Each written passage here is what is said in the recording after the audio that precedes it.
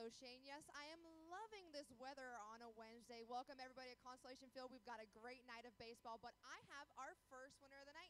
This is Matt, and he's already a winner thanks to Aero Plumbing. Matt, you've won that plunger that you are holding and modeling oh so nicely, but that is not all. You see those two big yellow foul poles out there? If any Skeeters player hits a ball off that during the game, you'll be the winner of $500 thanks to Aero Plumbing. All right, this game's just about to get going. Let's go, Skeeters.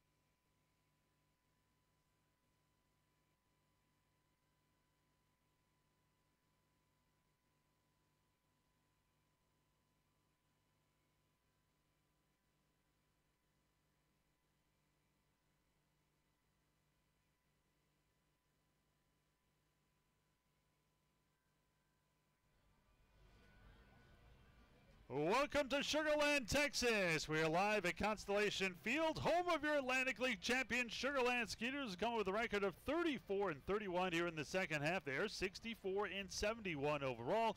They will take on the Bridgeport Bluefish, who are 33-32 here in the second half. They are 74-61 overall. The Skeeters come into today's action with just 5 games remaining in the season, 3 games in third place behind the front-running York Revolution.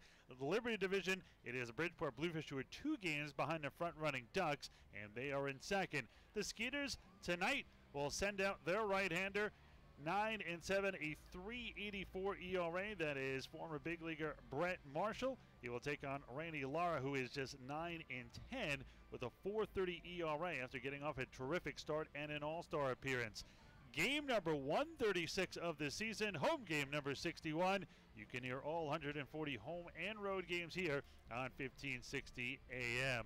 Hi, I'm Ira Lehman, joined again by Tim Costello, Andy Humphrey, our producer, back in the studio tonight.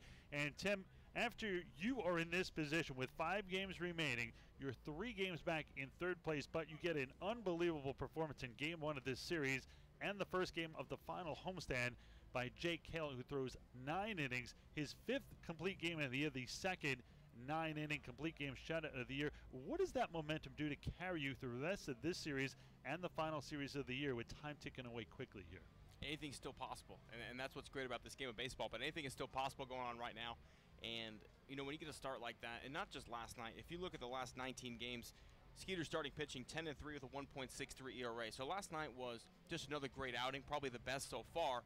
But you've got to believe when you have that kind of pitching going out, you only need 2 runs to win a game every single night. It puts a lot of hope and a lot of faith into your team, and anything can happen in this game. We've seen some crazy seasons together. We've seen a year where we thought the Skeeters were destined to win it all, and you know what? It all fell apart in the playoffs. Well, this may be a year where it's quite the opposite, where things didn't go your way, but you got hot at the right time, and then you become that other type of team of destiny.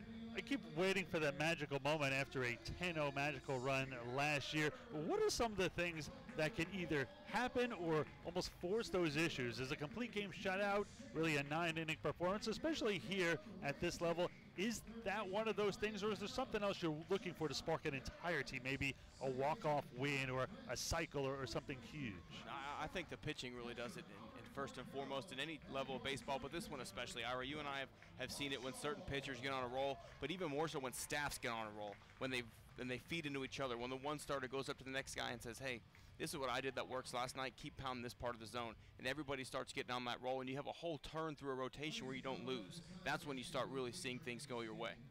Well, the national anthem ready to get underway, so we will duck out when we come back. The starting lineups and the first pitch, and it's time to play ball when we return right here to Constellation Field in just a moment.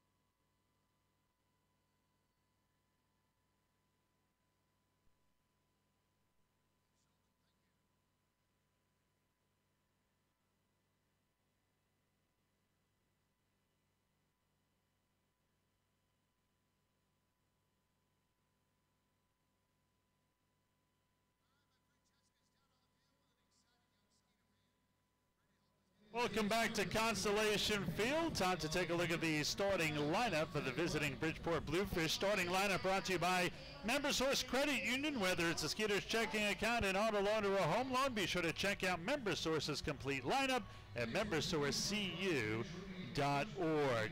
Leading off for the Bluefish is the switch-hitting former big leaguer shortstop Luis Hernandez. Batting second, playing second is Jose Cuevas.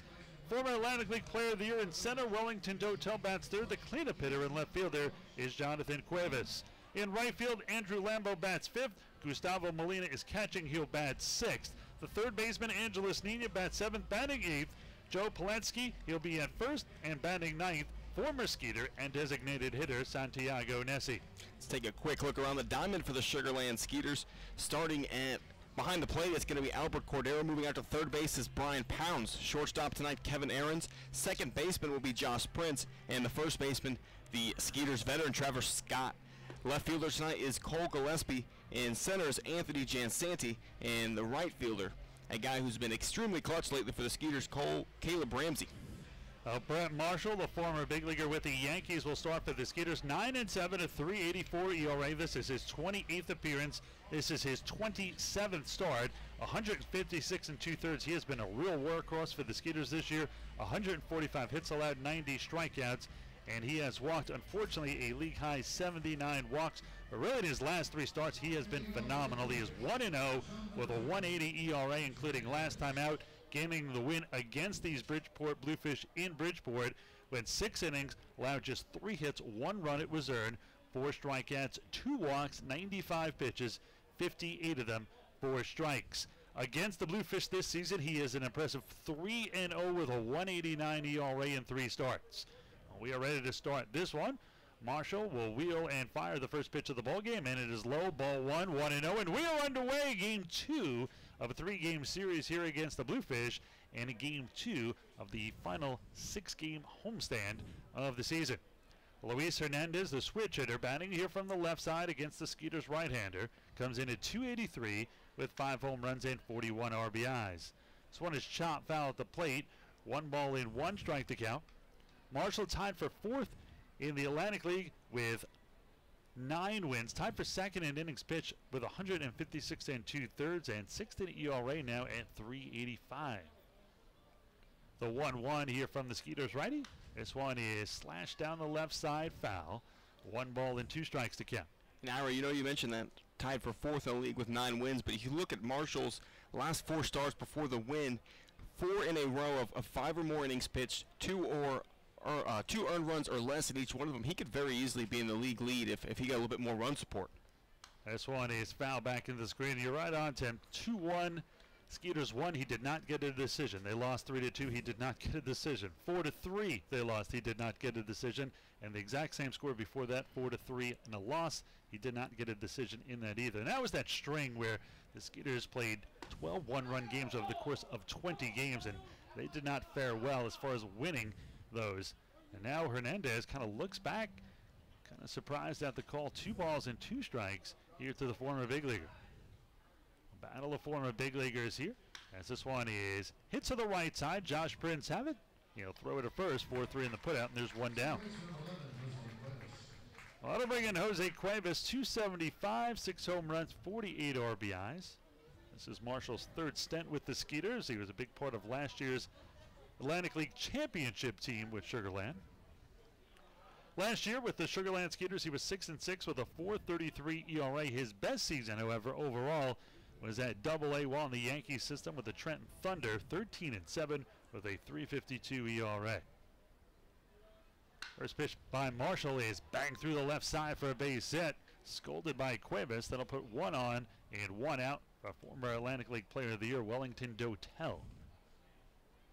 Dotel comes in at 283 with 4 home runs and 20 RBIs. We'll bat here with 1 out and 1 on. He has been heating up here as of late, though. In his last 5 games, he is 7 for 20 with a homer and 3 RBIs during that time period. This is a guy who can flat out hit.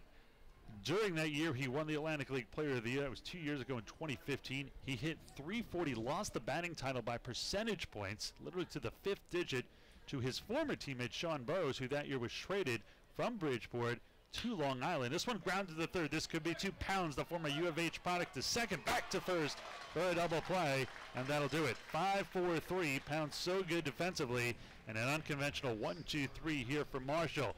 Bridgeport does not score here in the top of the first. Skeeters coming to bat for the first time when we return.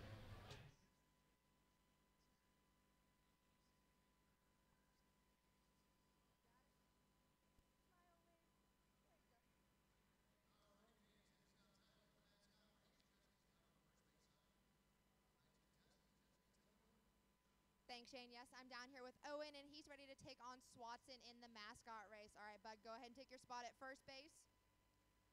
Swatson looks like he's warming up at second. Are you ready to go? Okay. On your mark. Get set. you got it. There we go. Off and running, and Swatson's got a big lead, but Owen's coming right behind him. Oh, Swatson, you don't have time to play a game right now. Owen's going to pass you up. Oh, Swatson way too easily distracted. That means that Owen is going to be the winner of our race. Congratulations. We're going to send it back up to you, Shane.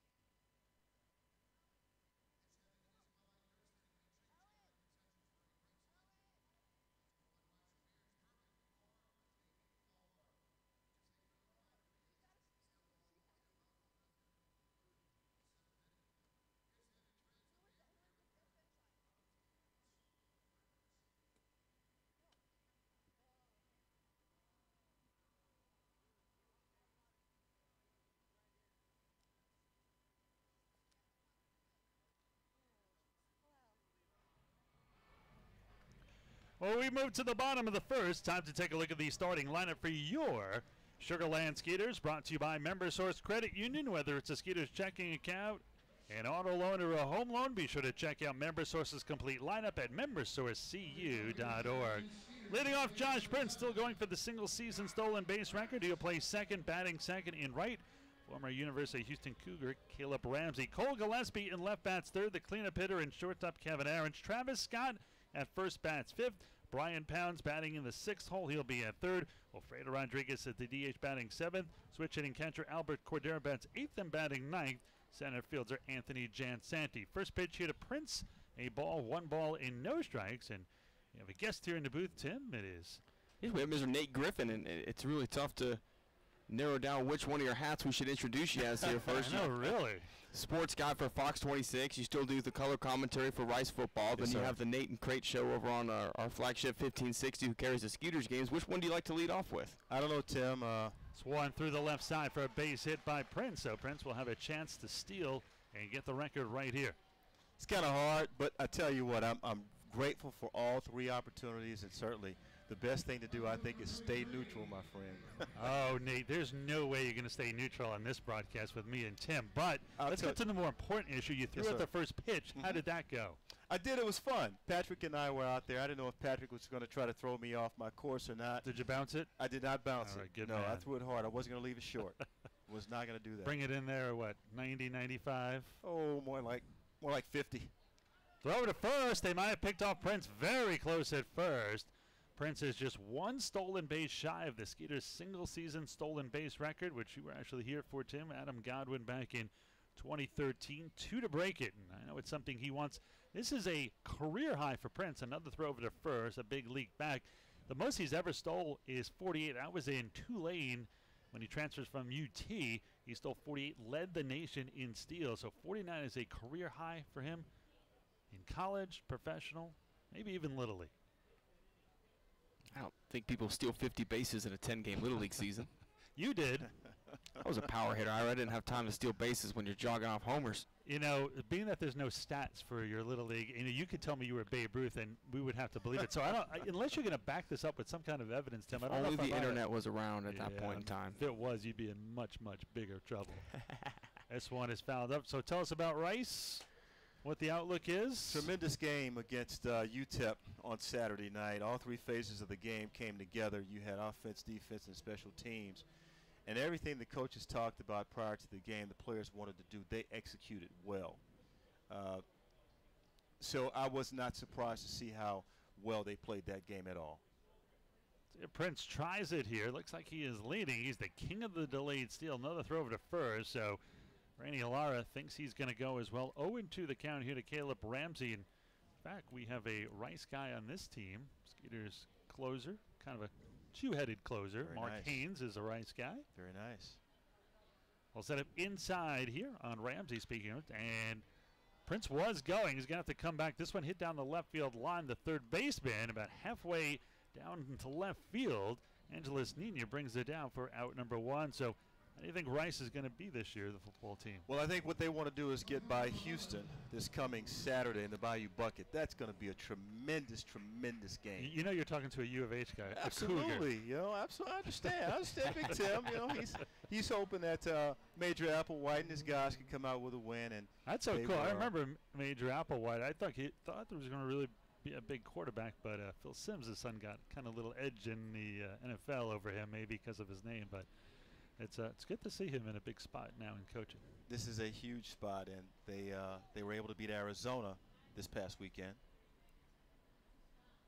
First pitch here is a low and away. Ball 1-1 to Gillespie. So I'm going to put you on the spot. If you're the odds maker, you're in Vegas, give me wins. What's your prediction? For Rice, I simply think that they're an 8-win team. Based on what I saw against UTEP. If you're asking me about the University of Houston. Oh, I wasn't, but since Tim's here and we can rub it in a little, I am now. Another throw to first. I tell you something. Ed Oliver's a man. And I think he swings the pendulum very much so for U of H.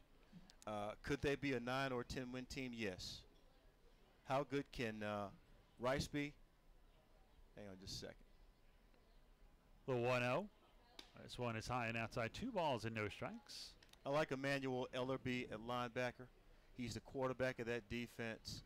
And certainly I think when you look at the offense, the running game is really what's big, what's key for the Rice Owls. But they can do a lot of other things to you in the passing game. So, again, I'm thinking 7 or 8 win team minimum. Bailiff has a really good team this year. This one is fouled into the screen. 2-0, joined here by Nate Griffin.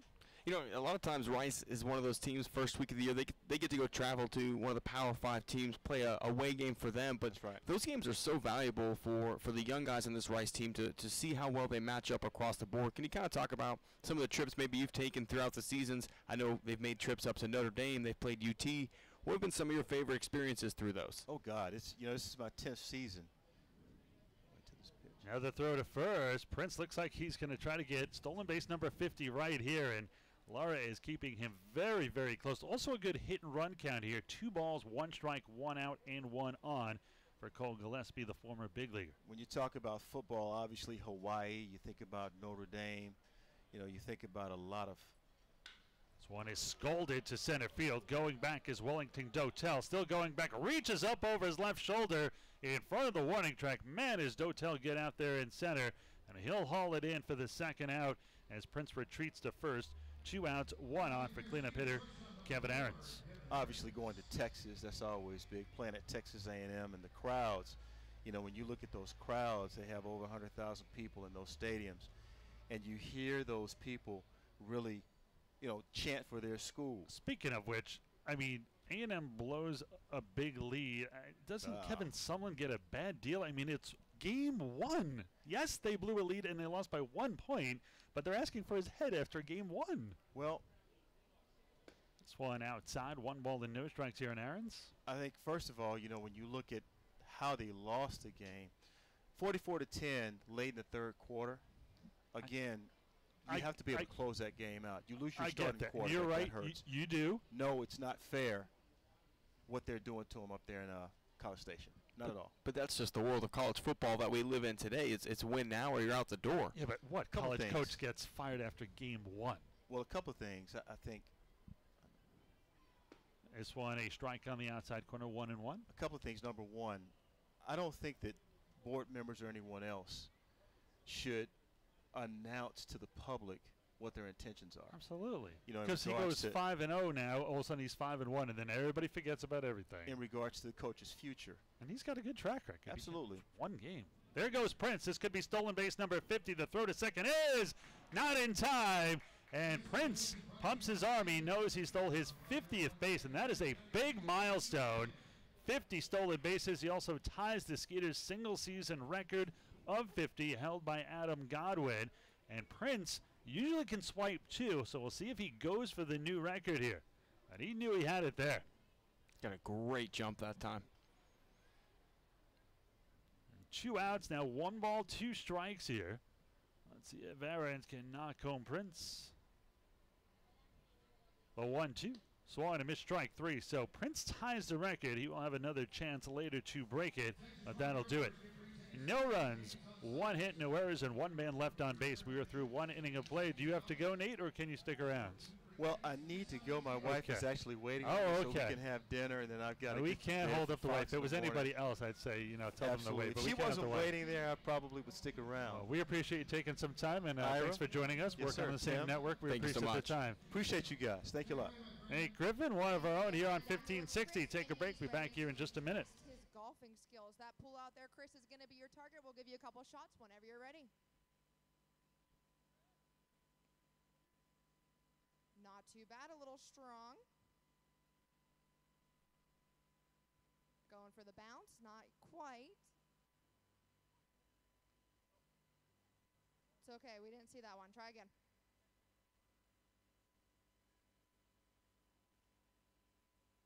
Getting closer. We'll give you one more shot at it. Let's see.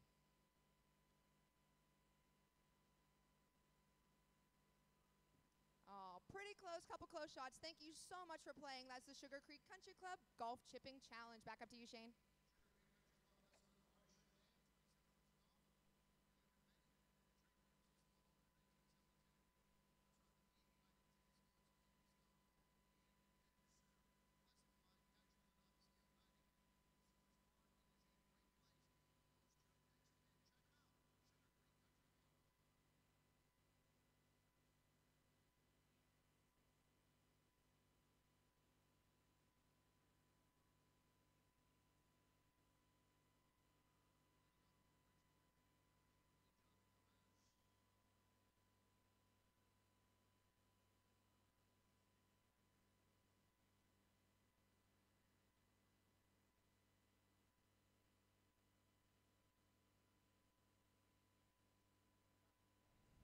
We move to the top half of the second inning. A scoreless contest. Brett Marshall back to work after an unconventional 1-2-3 first. He will face 4, 5, and 6.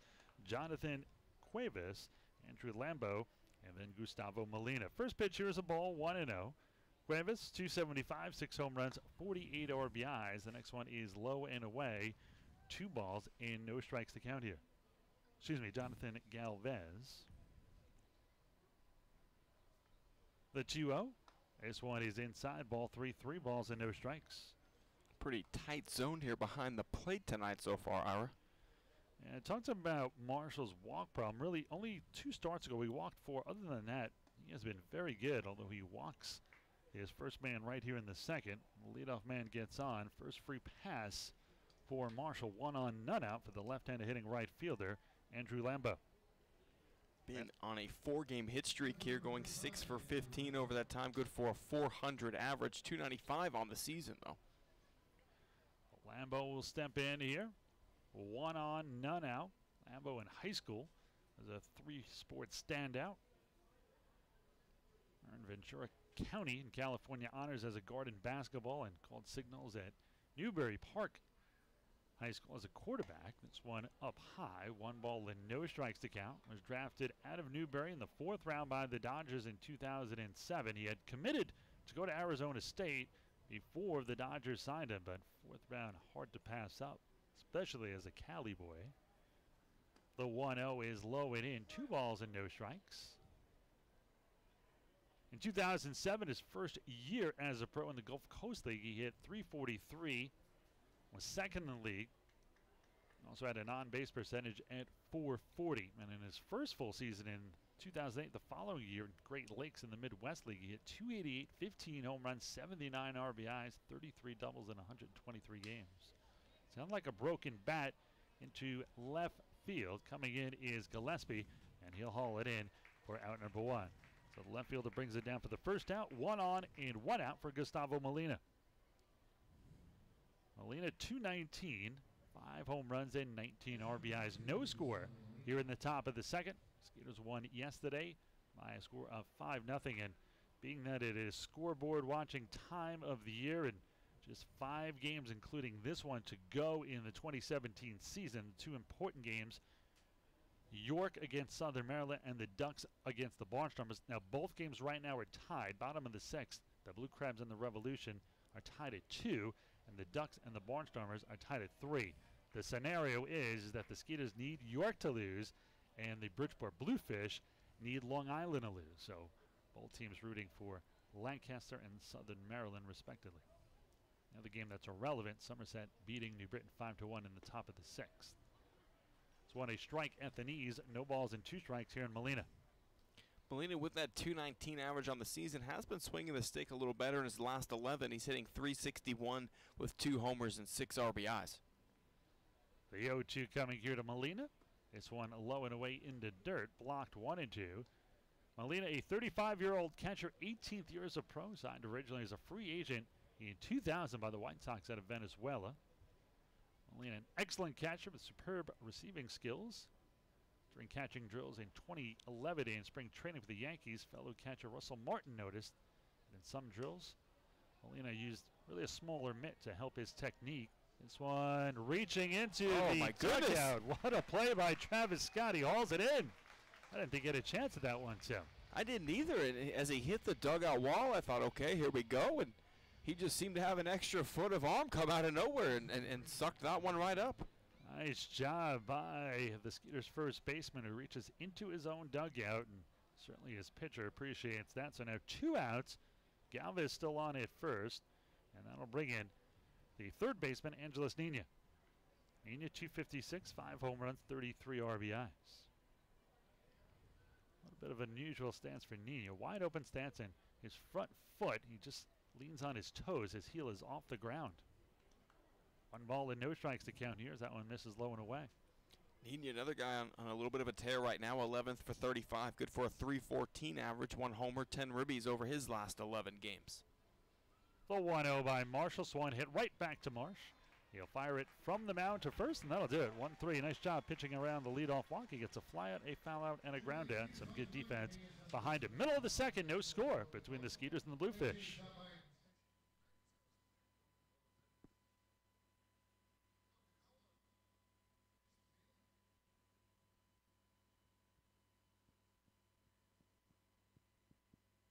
Alrighty, Skeeter fans, it's that time of the game. It's time for you to get up out of your seats and jump around. I'm over here on the third base side. I'm looking for my fans that are getting up and getting fly. I have 4 passes to Urban Air. Let me see you guys jump around. I'm on the third base side looking for you. Where are you? Let me see you jump.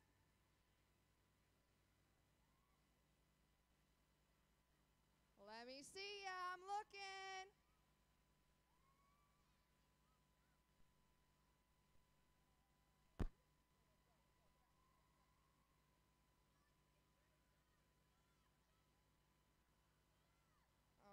I think I found a couple winners. I've got one right here. He's been jumping up and down. Let me see you jump. Oh, my friends over here, I see ya. You're looking the wrong way. Oh, here you go. All right, I got one more winner. Let me see ya. I'm looking. I love it. Congratulations. We're going to send it back up to you, Shane.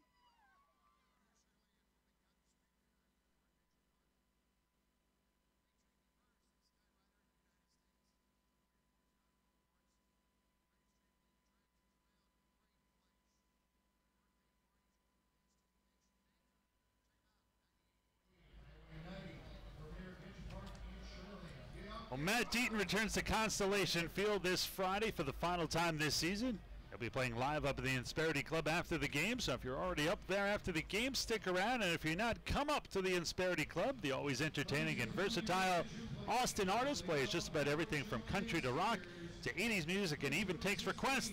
So make sure to catch the fun and talented Matt Deaton live in the Insperity Club at Constellation Field this Friday night. Skeeters will try to get Brent Marshall a run here as a scoreless game as we move to the bottom of the second. It'll be Travis Scott, Brian Pounds, Wilfredo Rodriguez, 5, 6, and 7. This one is a strike. Fastball catches the outside corner. 0-1. Odd name for a pitcher who doesn't want rain when he's on the mound, but Rainey Lara is on the mound. No balls and 1 strike to count. They also have a Josh Fields on this team, so just about everything. Although I once met a player at A-ball who was actually allergic to grass. Was the most unusual thing I've ever seen. As a pitcher, though, wouldn't you want a guy out there who fields his position? Yes, I would, but Fields, unfortunately, not a pitcher, as the irony continues. The 0-2 here from the righty, Rainey Lara. This one is chopped over his head, going up the middle and under the mid of second baseman Jose Cuevas. That'll be a leadoff single here for Travis Scott. So Scott doing it all. A great play defensively, reaching into his own dugout for an out. Now gets a leadoff single here in the second. And that is the textbook definition of seeing eye single there, as it found just enough room under the outstretched glove of the second baseman that time for the Bluefish, Cuevas. It's been a tale of two seasons for Lara. In his first 14 starts, he was 7-4 with a 2.69 ERA. Earned him an All-Star honor this year in 2017 here in the Atlantic. Last 10 starts, very different. He is 2-6 with a 6.88 ERA. And the glaring number in both of these is that in the 7-4 start, he had 83 2/3 innings pitched. He walked 28. In 52 1/3, 31 less innings, he has walked almost exactly the same amount at 27, just one less. Ryan Pounds, 0-1. This one swung and a miss. Quickly, no balls and 2 strikes on the former U of H Cougar. 213, 14 home runs, and 49 RBIs. No score here in the bottom of the second. Ira Liebman, Tim Costello, Andy Humphrey back in the studio as our producer tonight. Lara last 3 starts, been in some trouble. 0-3 with a 5.06 ERA. In fact, he has lost all of his last 4 starts. This one is low and away. 1 ball and 2 strikes. Against the Skeeters this season, just 1 appearance, but he is 1-0 with a 3.60 ERA. Last year, Lara split time between AAA Las Vegas and the PCL and AA Binghamton while in the Met system in the Eastern League. The 1-2 just misses off the outside corner. Maybe a little low. I think Pounds may have gotten a break there. I think that was just below the caps of the knees there, because it was over that outside corner, but Pounds with new life here with a 2-2 count.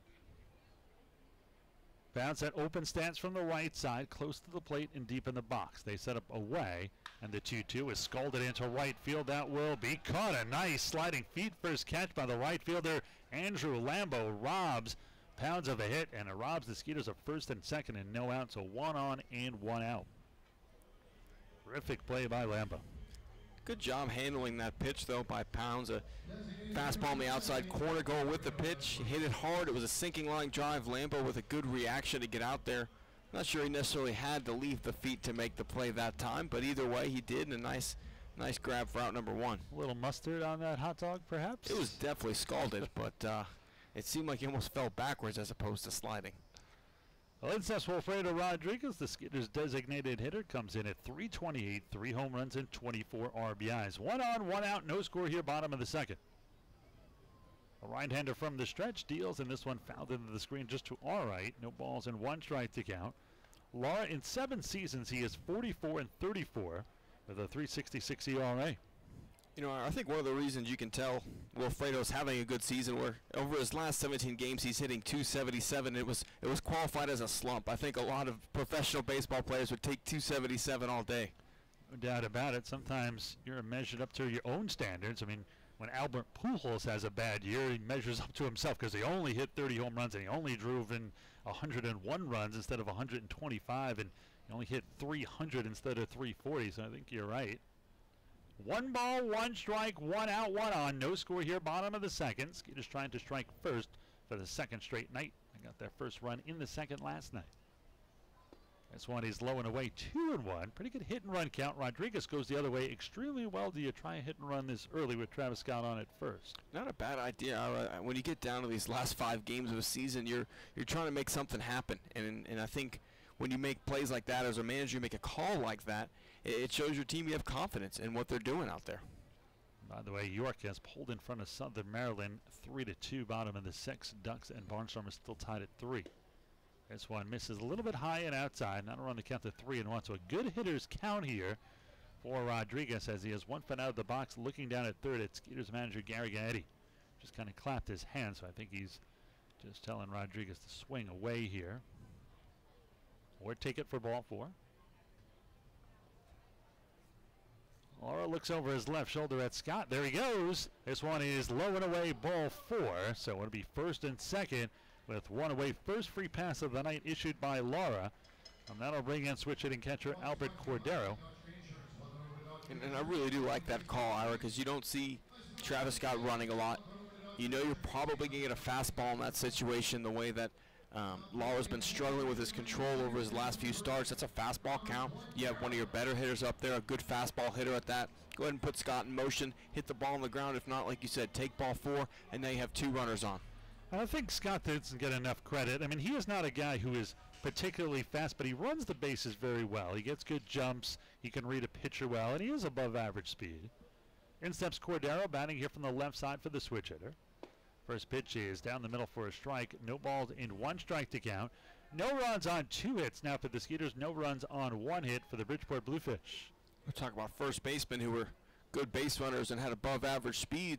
Houstonians no one here as Jeff Bagwell. He no doubt. A member of that 300-300 club. He doesn't get enough credit for his speed. I think people really forget about that a lot. This one low and in. 1 ball and 1 strike to count. He was just such a savvy base runner. Really could turn a single into a double, would go first to third, and that's a lot of the stuff you see Scott do out here as well, the smart base running plays. He may not swipe a lot of bags, but he's going to put you in position to add an extra run on the board during the game. That kind of guy that's going to score from a base hit from second and not stop at third or not be held up.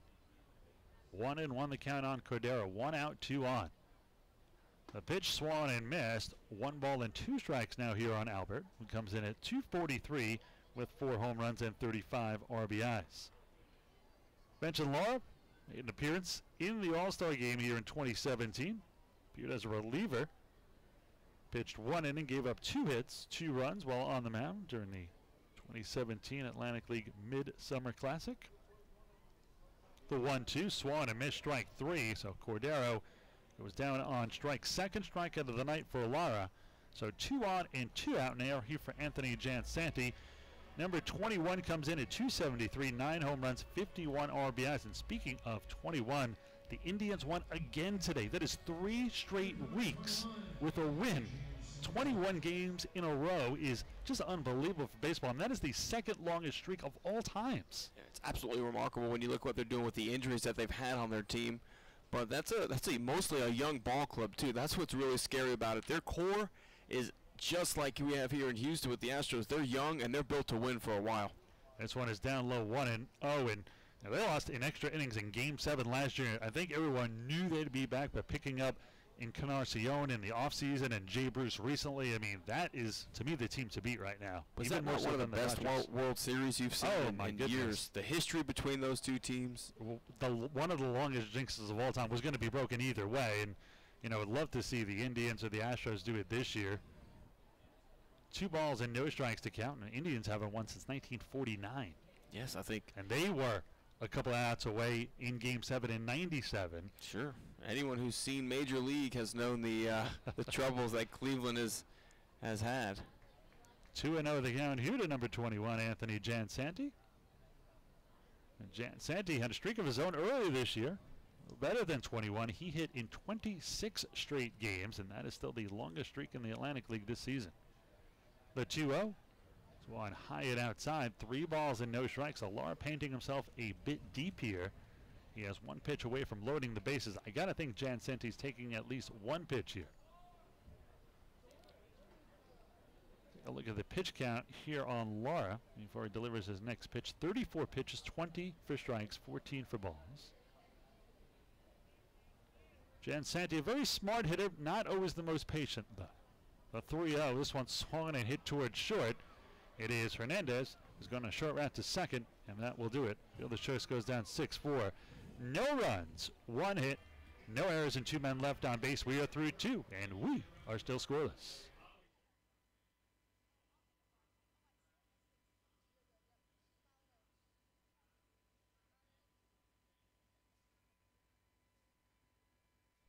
Alrighty, I'm over here in section 20, row D, with Danny, Holly, and Emma, and they were upgraded to the best seats in the house thanks to Fort Bend Kia.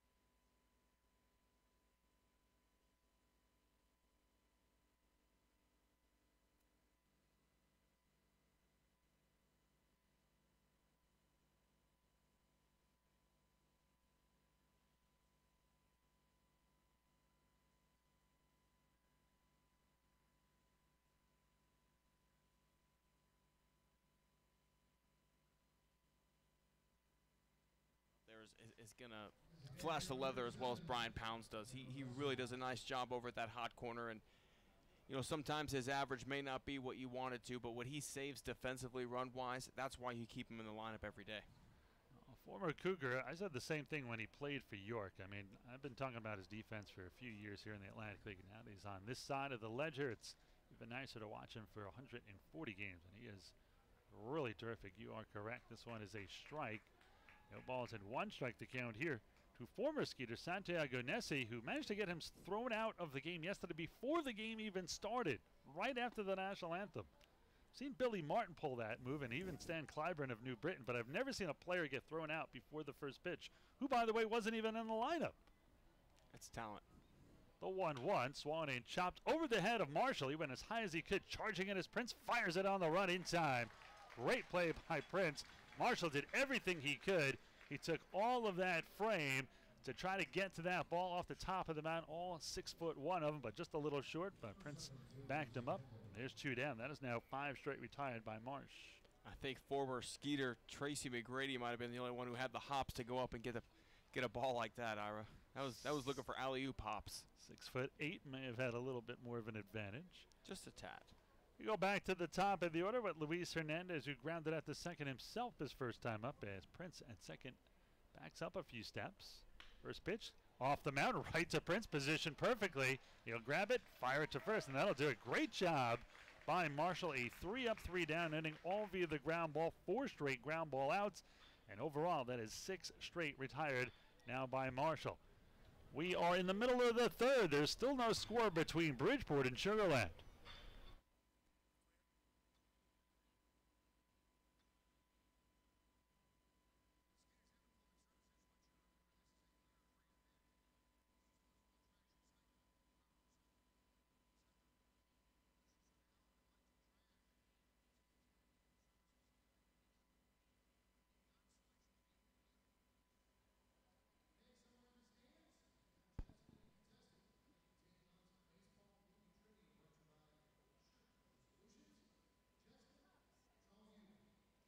Thanks, Shane. Yes, well, I'm in Section 7 with Mike, and he's ready for the Assured Float Solutions Baseball Movie Trivia. All right, Mike, we're going to show you a question up on the board. I'll give you some choices for your answers. You ready? I am ready. Let's see. The 2005 film Fever Pitch centers around the 2004 Boston Red Sox. However, this film is a remake of the 1997 film of the same name. What sport is featured in that film? We'll give you 3 choices.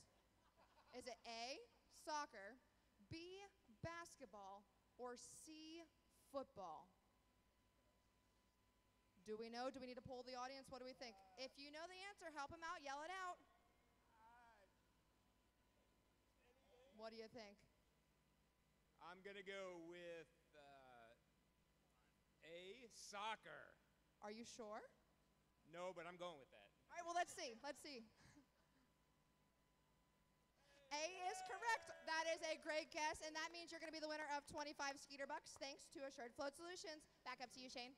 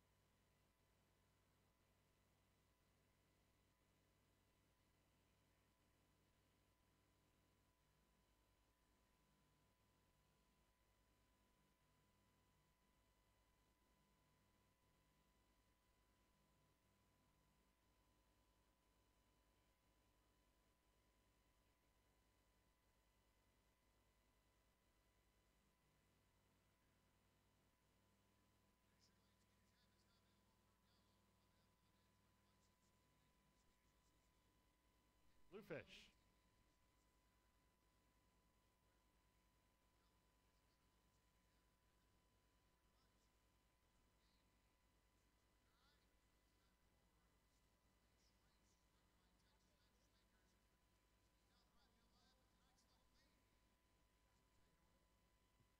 Thanks, Shane. Yes, I'm down here with Emma, and she's ready for the Texas Mattress Maker Stolen Base Race. All right, Emma, there's a base out there in right field. I'm going to give you 30 seconds to go down and pick it up and bring it back to me. Are you ready? All right, let's put the countdown up on the board. 3, 2, 1, go. She is off, running nice and quick. It's pretty far out there. You got it, Emma. Alrighty, she's got the base on her way back. Let's cheer her on as she runs back. Still plenty of time. And you're going to finish with about 10 seconds to spare. Congratulations. We're going to send it back up to you, Shane.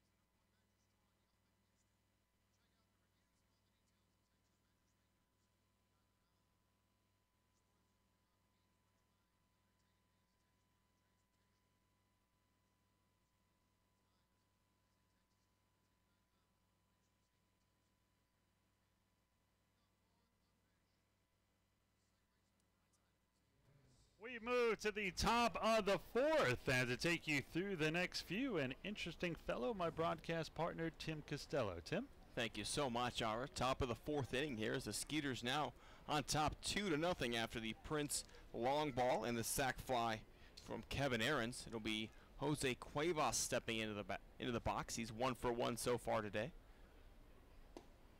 First pitch, a tad low, ball 1. Cuevas with that single has now hit safely in 12 of his last 14 games.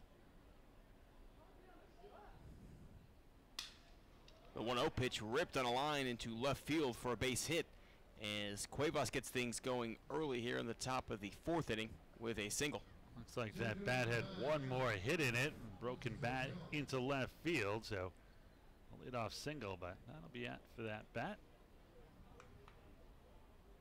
It sacrificed itself one last time, Ira. Went down in style. Here's Wellington Dotel.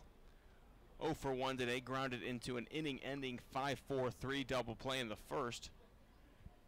As Cuevas, the only guy to get a base hit so far, 2 different times against Marshall. Dotel takes a look at ball 1 low and inside. Dotel used to play here in Texas, played in the United League and North American League in 2010 and 2011 with Rio Grande Valley and Edinburgh, also El Paso in 2012 in the American Association. Quick throw over to first base, not in time as Cuevas back in standing. Mention how good all-around Dotel is. He has 248 career steals and 75 career home runs. Very active hands in that batter's box as he takes a look at a changeup on that outside corner. Even more, I don't know how he hits with that very wide open stance. He's wide open. He's got hands that really don't stop moving until the pitcher starts his motion. Almost an Evan Gaddis-esque hand movement. This one fouled out of play, moves the count to 1-2.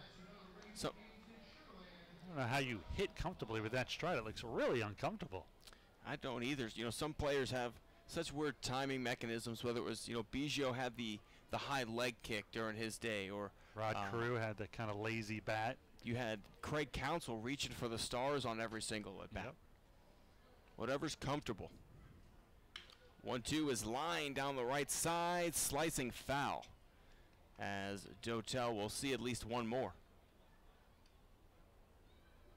Absolutely beautiful night for baseball here in Sugar Land, Texas. Little wind blowing out to left field.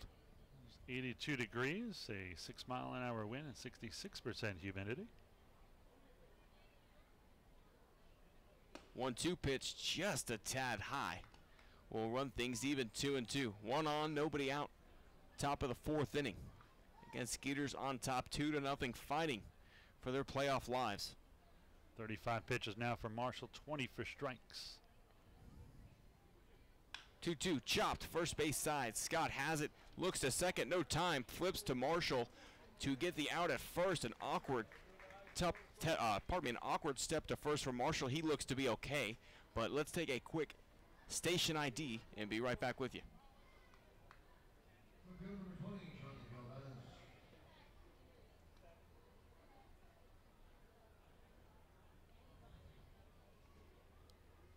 Jonathan Galvez stepping up to the box. Runner on second, one out. Galvez 6 for 28, just good for a 214 average over his last 7 games. He did walk his first time up.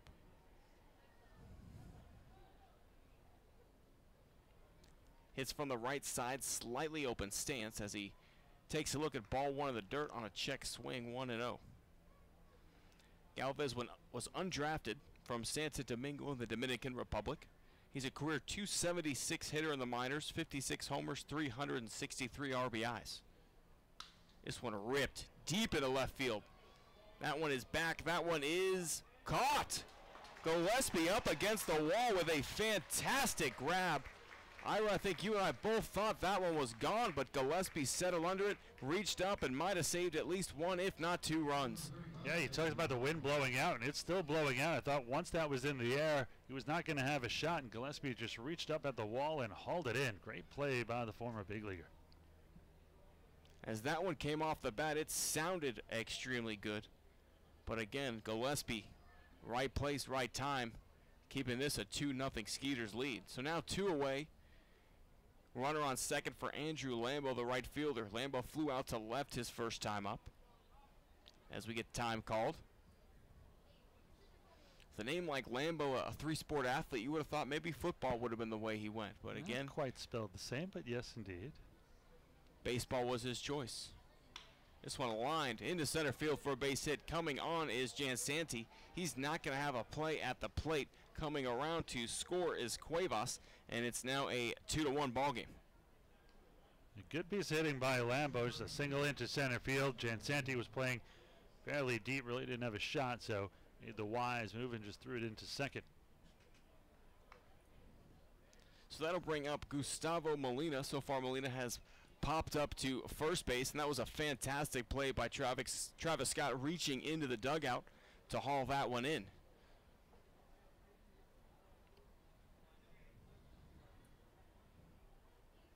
Anytime you hear the name Molina and you see that he's a catcher, you automatically assume one of the brothers, but not the case here with Gustavo.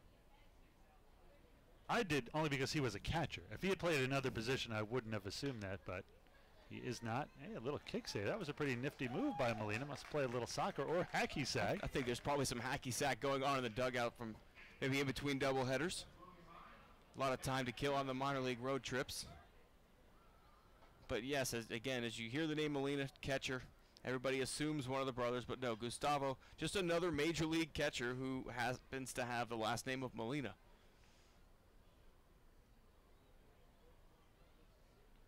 The 0-1 delivery inside. It looked like a 2-seam fastball. Got away from Marshall that time, 1-1. His best year was really in 2004 in Winston-Salem. He had 261, 11 home runs, 41 RBIs in 109 games. And have numbers like that as a catcher coming up at A-ball, and you can catch defensively well, you're definitely going to get a shot, and he did. This one ripped into the left center field gap. Coming on is Gillespie. He's not going to have a play. He gets it on one hop. So now runners on first and second with 2 outs. Marshall had a runner on with 2 down. Looked like he was going to get out unscathed, but then the RBI single by Lambo. Another hit here by Molina. Wasn't for that great catch by Gillespie and left, Skeeters would be in trouble here. And now here is the third baseman, Nina. He grounded back to the pitcher, Marshall, his first time up in the second. Again, we talked about his open stance the first time he came up. Really just lightly taps that toe in the front foot, and a lot of hand movement behind the head. First pitch, a curveball breaks in for strike 1. Marshall, not a guy who's going to overpower you with his fastball. He's about location and timing, trying to keep you off balance with the breaking stuff. So told me about his slider. He actually has so much movement on it. There are times he doesn't know where it's going to go. As the 0-1 pitch low and away. Not exactly what you're looking to hear as a batter in that batter's box. I don't know where this one's going. Well, not in a bad way that it's all over the place. It's 95 with no control, just that it has so much movement. He might try to put it, on the outside corner. It might break over the middle or break too far outside. Sure.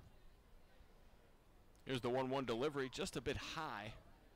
1-2 as Marshall in a little bit of a jam is really his first tight spot so far this ball game. He'd allowed just two base runners, one base hit up until this inning. Marshall's problem is when he's going bad, he's walking a lot, is that he doesn't have a consistent landing spot. This one throw down to second. Trying to keep the runner close is not in time. And again, those little leaguers are out there watching. The coaches always tell you don't throw behind the runner. But again, just trying to keep the runner close, trying to make something happen with 2 outs. Cordero's actually had success doing that this year, so don't nap on him. He'll pick you off. He's done it at second. He's done it at first. We were talking about the Molina brothers. That's a Yachty special right there. Yeah, is the got throw his behind pitcher pickoff. out. Yep, at third base earlier this season. 2 balls, 2 strikes, 2 outs. Marshall's delivery chopped to third base, pounds. Fields throws to second base in time for out number 3. So an eventful top of the 4th inning sees the Bluefish push across their first run of the game. Through 4.5 innings, it's the Sugar Land Skeeters on top, 2-1.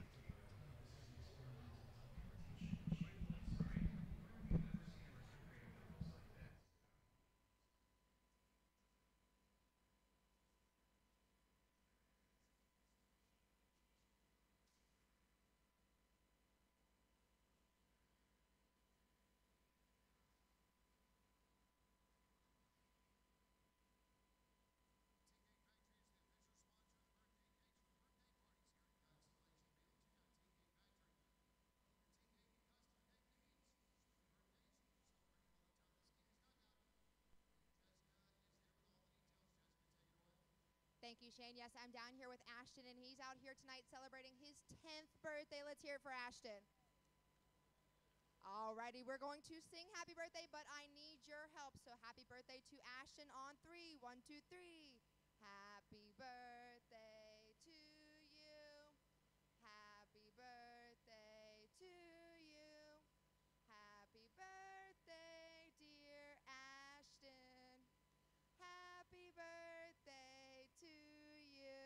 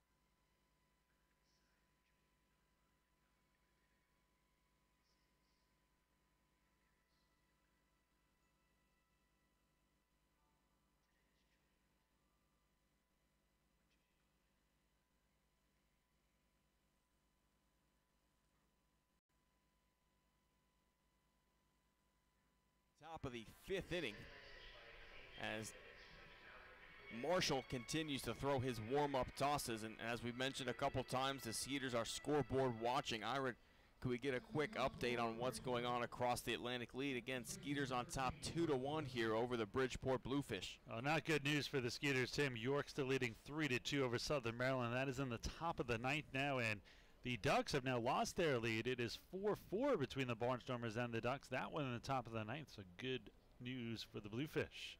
There we go. Joe Poletsky will get things started here in the top of the 5th inning. He grounded out to Brian Pounds his last time up. Marshall's first pitch is lined into right field. That could be 2. Cutting it over is Ramsey. He bobbles it a little bit. Throw to second base is cut off, but holding to a single is Poletsky, as he's now hit in 2 consecutive games after searching for that first base hit for some time. It was 0 for 11 before that. Not quite a streak yet, but nice play by Ramsey out there. I thought that was a double for sure. Ramsey cut it off and helped him to a long single. Ramsey a little bit bigger of a guy, but covers ground very well out in the outfield. Here's Santiago Nessie. He grounded out to the second baseman Prince his first time up. 204, 4 homers, 16 RBIs on the season for Nessie.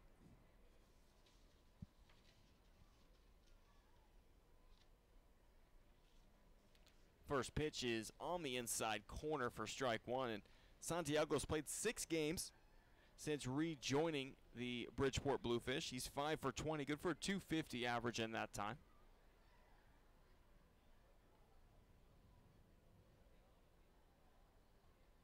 Pickoff throw to first, not in time, as Marshall does his best to keep Poletsky close. 3,878 here at Constellation Field tonight. Skeeters look to close out the season strong. Slider low and inside, misses, evens the count up 1-1. Another number we haven't really talked about. The Skeeters looking to go over 300,000 for the 6th consecutive year to start the franchise. Closing on that number very quickly. Should go over it tomorrow night. 1-1 to Santi. Here's a throw down to second on a steal attempt. Not in time. Sneaks past Prince into center field. Good backup that time by Aarons. A good throw by Cordero, but Prince just couldn't get the glove on it. And that'll put a runner on second base with nobody out in a 1-2 count to Santiago Nessie. Had that been on the money, they would have had him by a mile, but Prince could not hold on to that one. Maybe a little bit low into the right side of second, but not a bad throw at all.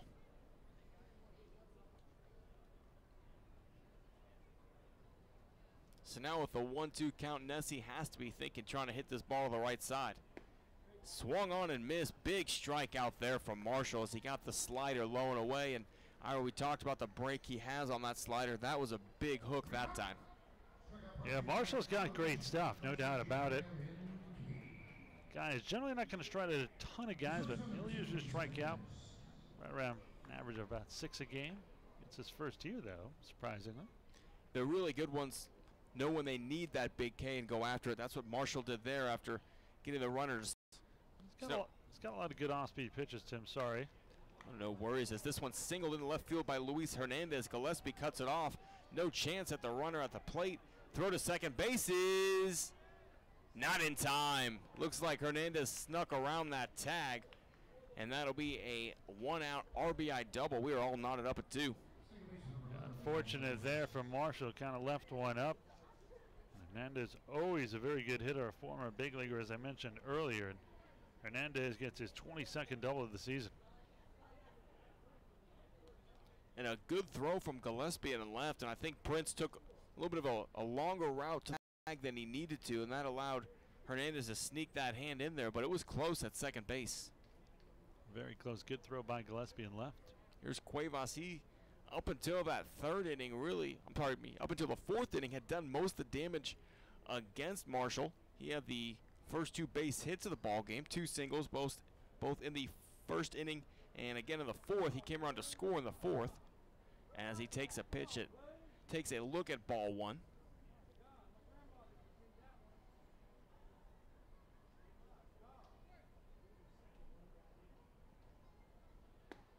The 1-0 delivery catches the outside corner, even things up at 1-1.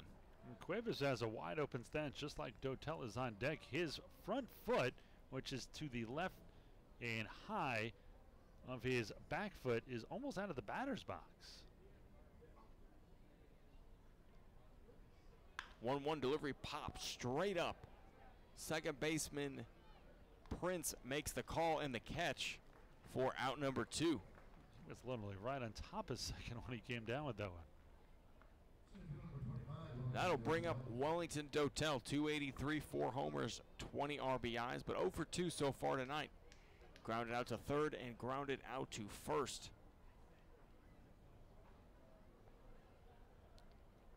Just with his build, the lack of batting gloves, and his active hands almost reminds you of a Vladimir Guerrero.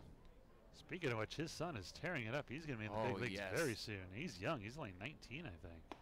First pitch to Dotel on the outside, ball 1. That was a good-looking pitch. Didn't quite get the call that time for Marshall. Vladdy may be a Hall of Famer next year. I think he's got a good shot to get in. He was one of the best hitters I've ever seen. Could hit anything. This one shot down the right side. You talk about hitting anything. That was a foot outside, and he almost hit that out of the park.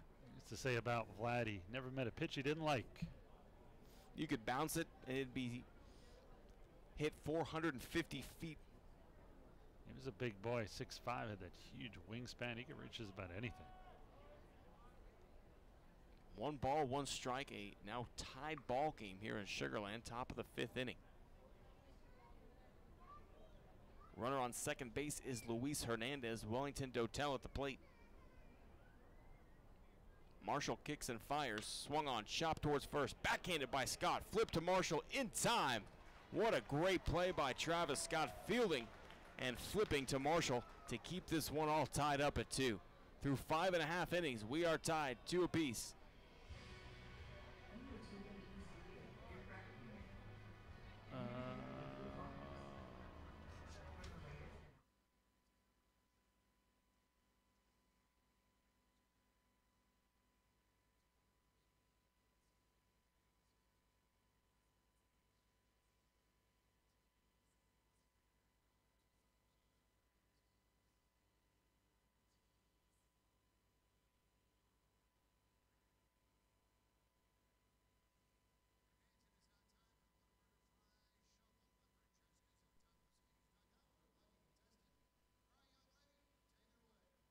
Thanks, Shane. Yes, I'm down here with Laren, and she's ready for the Whataburger Fry Shuffle. All right, Laren, I'm going to show you 3 boxes. Only one of them's going to have French fries in it. You have to follow that box. Are you ready? All right, let's see where it's going to start. Starting in number 1, keep your eye on that box.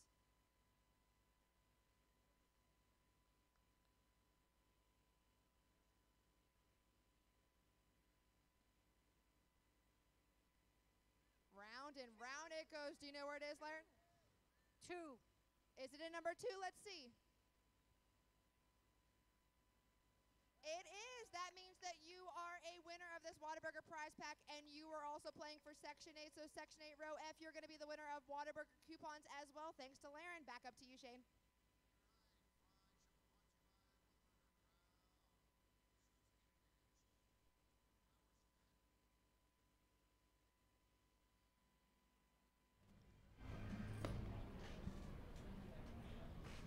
Welcome back out to Sugar Land, Texas, Constellation Field, as the Skeeters and Bluefish are all knotted up at 2 runs apiece. It'll be Caleb Ramsey, Cole Gillespie, and Kevin Aarons here in the bottom of the 5th inning for Sugar Land. Ramsey 1 for 2 so far this evening. He doubled his last time up, came around to score.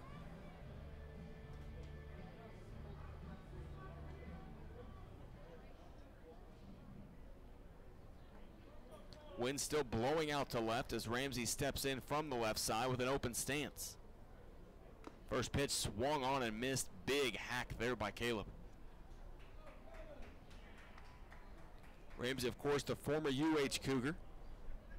Career .274 hitter in the minors, 22 homers, 282 RBIs. The 0-1 pitch fouled back to the screen quickly, 0-2 to Caleb Ramsey.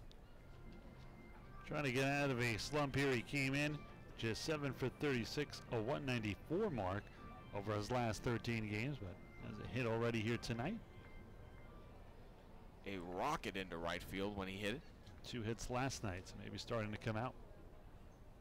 The 0-2 swung on and missed for strike 3. Looked like the slider low and inside to the left-hander Ramsey. Lara's really racking up the strikeouts, now 7. He only had 2 through the first 2 innings.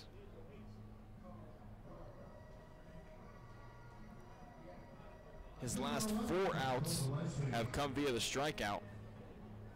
He struck out 4 of the last 5 batters he's faced.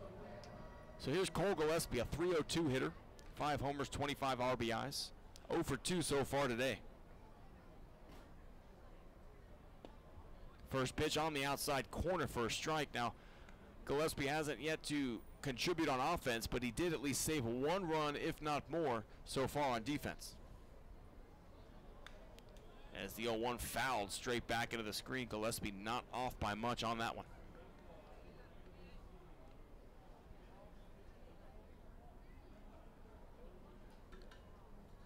Cole, of course, missed some time earlier this season, but is 5 for 13, good for a 385 average coming into this game on his return. As this one is high and outside, 1-2. Hitting 377, 8 multi-hit games, scoring 11 runs, driving in 14 over his last 20 games is Cole Gillespie. The 1-2 delivery in the dirt, ball 2. Good eye there by the left fielder, Cole Gillespie.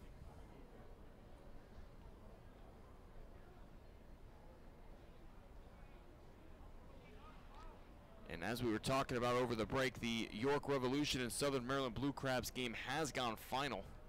York winning that one 3-2.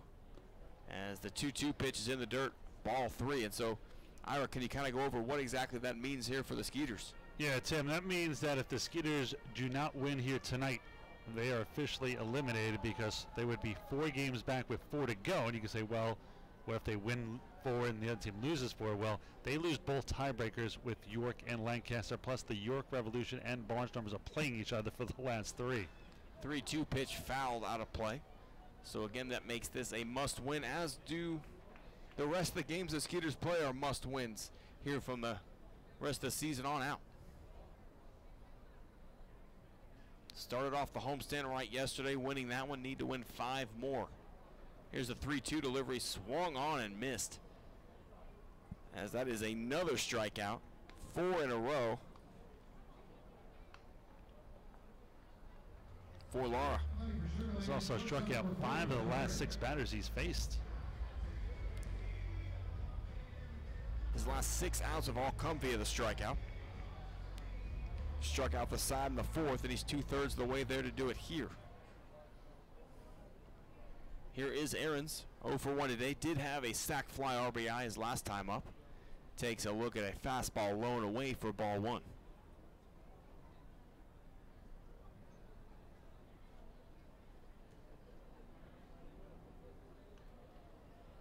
Lara's 0-1 delivery. I'm sorry, his 1-0 delivery is high for ball 2. Ahrens ahead 2-0 with a good hitter's count. Lara, what he's done so well here is he's racked up these Ks is get ahead quickly. One of the first hitter's counts we've seen here for the Skeeters in about 3 innings. Here's the 2-0 to Ahrens. High and outside, ball 3. Travis Scott waiting on deck.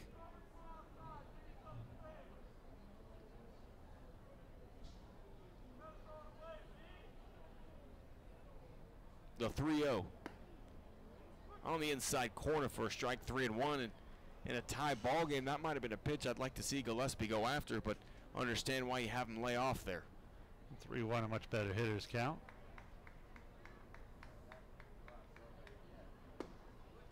On the outside corner again, strike 2.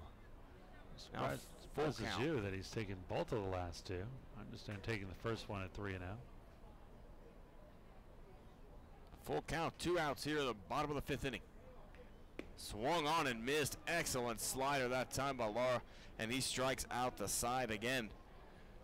Through 5 innings of play, we are still tied at 2 runs apiece between the Bridgeport Bluefish and the Sugarland Skeeters. Be right back after this.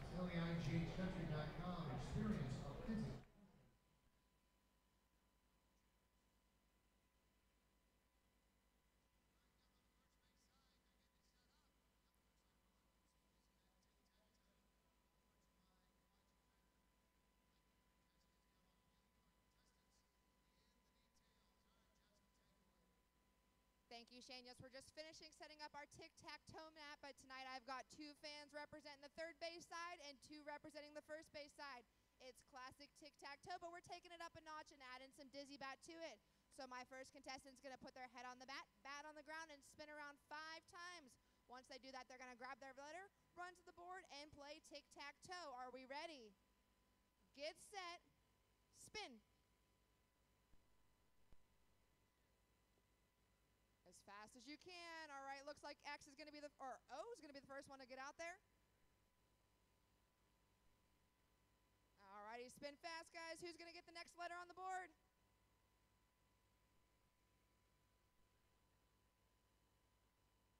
All righty. Oh, it's going to come down to the end. He didn't go for the block, so who's it going to get it?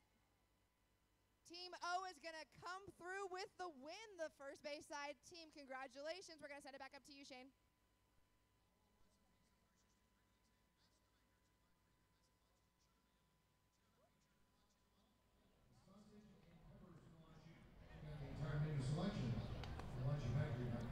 Welcome back out to Sugarland, Texas. Top of the 6th inning as the Sugarland Skeeters and the Bridgeport Bluefish are locked in a 2-2 battle, as the Skeeters are in must-win mode from here on out for the rest of the season. Brett Marshall still on the mound as he will face Jonathan Galvez, Andrew Lambo, and Gustavo Molina. Galvez so far this evening 0 for 1 with a walk and a fly out to left field. By the way, Tim, the game the Bluefish are keeping an eye on, the Ducks and the Barnstormers, tied at 4. That game has moved to the top of the 10th.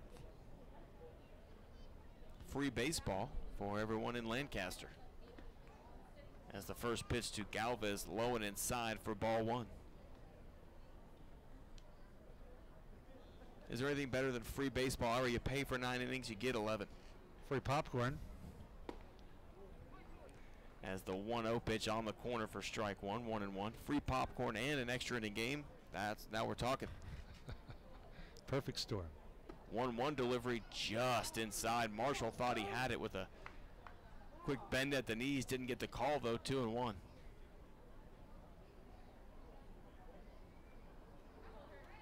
This one chopped fouled on the left side. 2-2. The infield is shading Galvez to pull just a tad, as Pounds plays close to the line at third, and Aarons is deep in the hole at short. Prince is closer to up the middle at second base, and Travis Scott off the line some at first. Here's the 2-2 delivery. Swung on and missed. Big slider that time from Marshall for out number 1. Only Marshall's second strikeout of the afternoon, but that was a big one. Here's Andrew Lambo, 1 for 2 so far this evening. RBI single his last time up. Drove in Jose Cuevas. 63 pitches now for Marshall, 39 of them for strikes. First pitch to Lambo on the corner for a strike, 0-1. And 64 pitches through 5 1/3, right on track for where you want your starter to be. Time is called from Lambo, and we've seen the Bluefish do that a couple times to throw Marshall off. Call time back out as the 0-1 is in there. No, it is not. Ball is dropped by the catcher Cordero, and I think that cost Marshall a strike there. I think so as well. You mentioned them stepping out a lot. Marshall's a very quick worker, and that's really the only way to break up his rhythm. I think the Skeeters could do the same to Lara on the other side, though. They've allowed him to get into a rhythm. I agree. Struck out 5 straight batters. Here's the 1-1 in there for a strike, 1-2. See Marshall kind of drop down a little 3/4 motion that time, show Lambo a little something different. Lambo stepping back here with the pace of play rules, not stepping out though. Here's the 1-2 delivery. Fouled out of play, a laser beam towards the parking lot.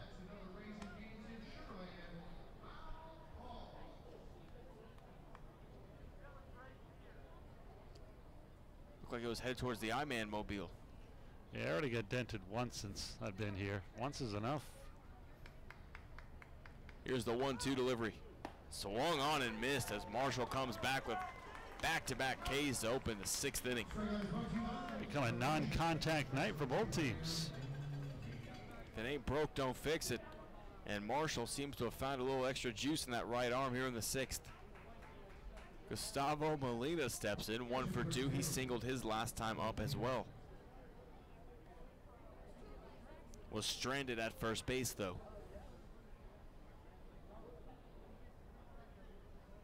Molina with 26 games of major league experience. Swing and a miss for strike 1. Marshall looked like he landed awkwardly. Says, I'm okay, give me the ball.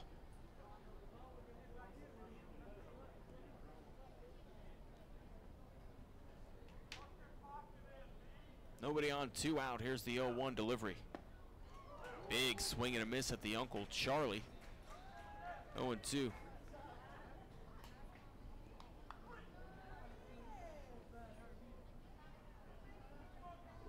Marshall working quickly here. Slider in the dirt, good stop that time by Cordero. 1 ball, 2 strikes. Still a nice calm breeze coming out to left field, in from right. The 1-2 delivery just outside. Marshall wanted that one. I think most people look at Marshall as a guy who's just got a lot of good off-speed stuff. I mean, that last pitch was 92. He's still bringing it here in the 6th. This one popped up right side. Ramsey under it and makes the grab before a quick 1-2-3 top of the 6th inning. We head to the bottom of the 6th. Skeeters and Bluefish still tied up at 2.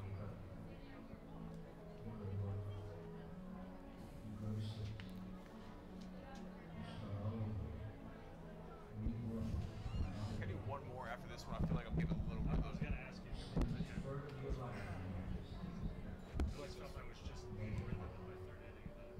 Those first 2, I felt like were a little.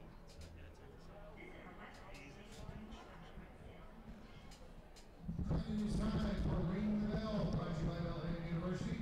2 contestants going to square off for James win $500 in free tuition from Belhaven University. Just is down the first base side. Thank you, Shane. Yes, we have a battle of mother-daughter tonight with Lupe and Terry, and they're going to go head-to-head in a best-of-3 trivia question. Alrighty. Wait till I read the question fully before you ring the bell. If the first person gets it wrong, I will give a second person a chance to answer. Let's see the first question. Which American president was an actor? All right, Terry? Ronald Reagan. Ronald Reagan is correct. 1 point to Terry. Let's see our second question. In which state is the Grand Canyon? Very close, but Lupe got it first. Arizona. Arizona is correct. That means it's 1-1. Comes down to the final question. Which computer is named after a fruit? Terry? Apple. Apple is correct. That means Terry is going to be our winner of Ring the Bell tonight. Congratulations. Back up to you, Shane. One night a week you can do this. National Masters programs are starting to apply now. Bottom of the 6th inning here from Sugar Land, Texas. Tim Costello with Ira Liebman to my left. A tight ball game and a must-win situation for the Sugar Land Skeeters. A 2-2 ball game here in the bottom of the 6th. Laura is still on the mound for Bridgeport, and Travis Scott will get things going here for Sugar Land. More bad news for Bridgeport. Should they lose this game, the Ducks have now taken a lead in the top of the 10th with a 5-4 over the Barnstormers. Ducks' magic number would be 2, again with the Bridgeport loss, and if they hold on for the victory. Both teams here barely grasping onto their playoff lives. The Skeeters know they have to win out. For Bridgeport, they have the best overall record in the Atlantic League. Can find themselves home. Minor league playoff situations are A little bit different than most, as people know. You have the first half winners and the second half winners of 2 different divisions. That's how you make up your 4 playoff teams here in the Atlantic League. The 0-1 delivery swung on and missed. As for those of you wondering how the team with the best record in the league could not be in the playoffs. But again, you have to either win the first half or win the second half. Your overall record really not too important. I mean, generally it does work as a wild card scenario comes in if one team wins both halves, which Bridgeport was hoping for, but that's just not going to happen this year. This one hit on the ground to the right side, fielded at first base, flipped to Lara in time to retire Travis Scott for out number 1, and then the around the horn flip goes into center field. It also breaks the string of 5 straight strikeouts, 5 straight batters by Lara. Granted, it's an out, but it struck out 5 straight hitters. Nice to just put the ball in play at the start. Here's Brian Pounds. Pounds walked his last time up, 0 for 1 on the evening.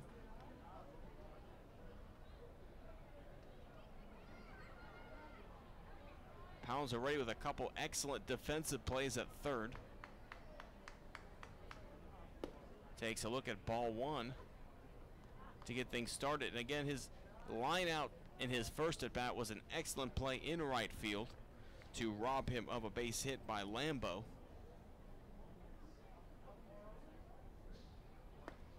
As the 1-0 is low and outside, 2-0.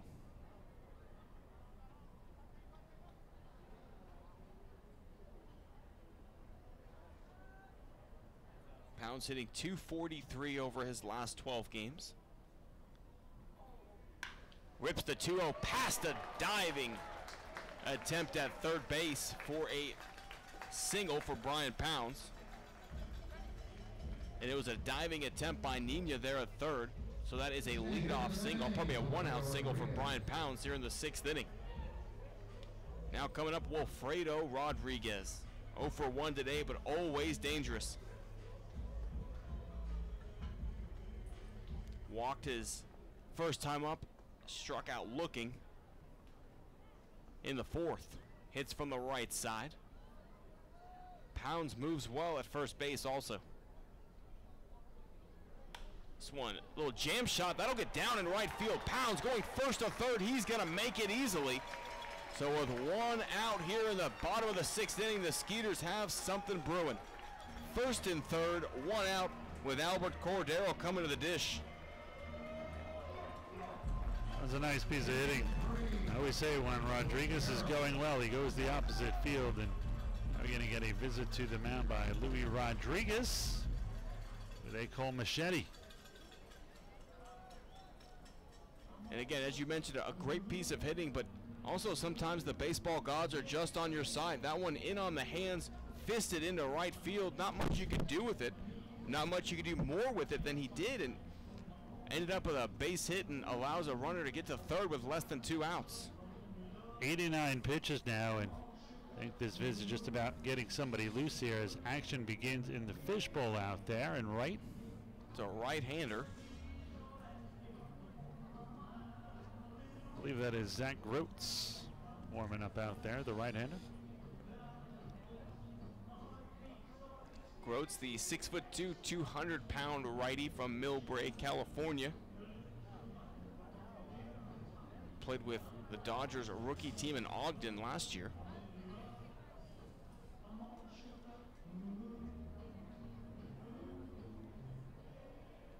So here's Albert Cordero, had a single his last time up. And before this inning, Cordero was the last non-strikeout victim from Lara.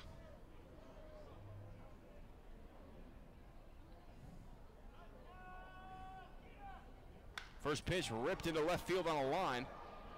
That is caught. Now here's coming home is Pounds. He will score, and the Skeeters take a 3-2 lead. And Cordero hit a bullet out to left, and it was hit so hard, Galvez kind of juggled it a little bit and allowed Pounds to score easily. It looked like Galvez really misread it. He had to reach up higher than he anticipated to make the grab, caused him to lose his footing a little bit. Brian Pounds took full advantage and scampered on home. So with 2 outs and a runner on first base, Anthony Jansanti steps in looking for his first base hit of the ball game. First pitch to him, low and away for ball 1. Jansanti, as we mentioned, has been struggling a little bit as of late.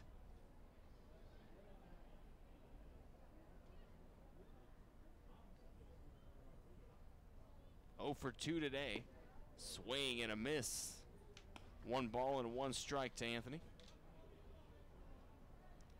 He's just 9 for 50, good for a 180 average in his last 15 games. Still hitting 273 on the season, though, shows you how good he has been in stretches. The 1-1 on the outside corner catches the edge, 1-2.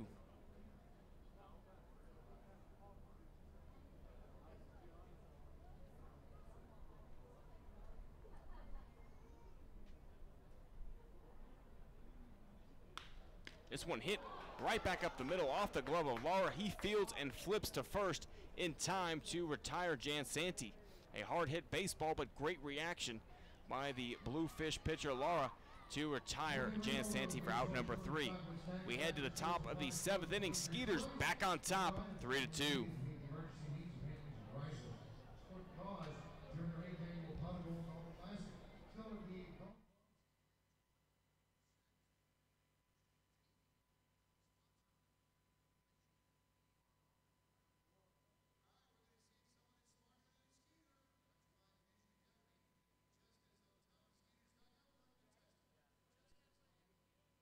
Thank you, Shane. Yes, I'm up here with Brian, and he's ready to see if he's smarter than a skeeter. All right, I'm going to ask you a question and give you 15 seconds to name as many things that you can from that question. Are you ready?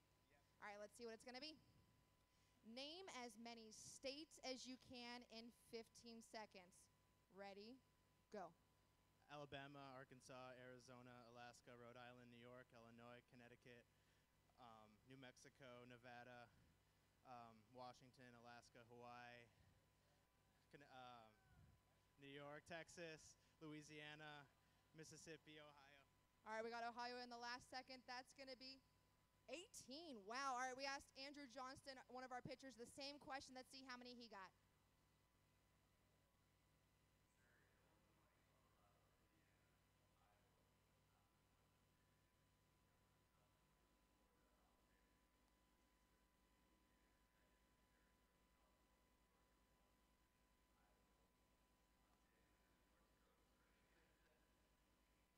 Wow, he got 20, pretty close. You got 18. I still think that's great. Congratulations. Thank you for playing. We're going to send it back up to you, Shane.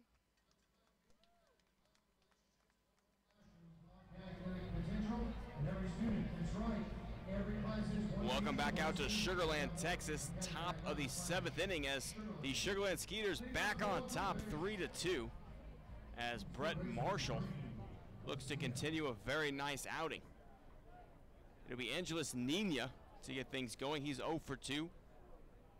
Grounded back to the pitcher and grounded out to third. Nina, a 256 hitter so far this season.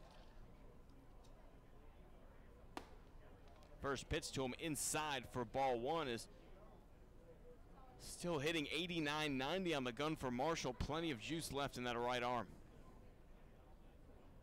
The 1-0 delivery just a bit inside, 2-0. Marshall didn't like the call. Nina 11 for his last 35, good for a 314 average coming into this one as he takes a look at another fastball inside, moving the count to 3-0.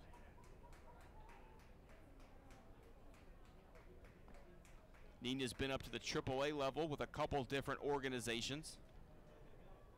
As the 3-0 pitch on the inside corner for a strike. It's been to AAA Colorado Springs / Albuquerque with the Colorado Rockies organization as the 3-1 pitch swung on and missed. Also made it up to AAA with Lehigh Valley for the Phillies organization just last year in 2016. Career 283 hitter here in the minors.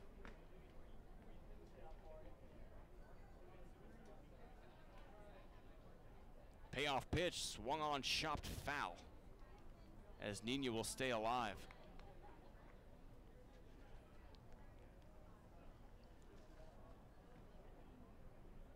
3 balls, 2 strikes.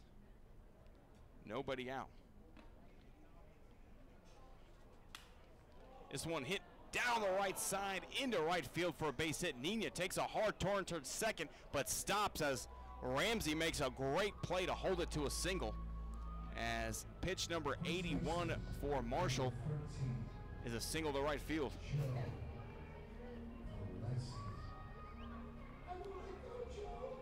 So here's Joe Poletsky stepping into the box.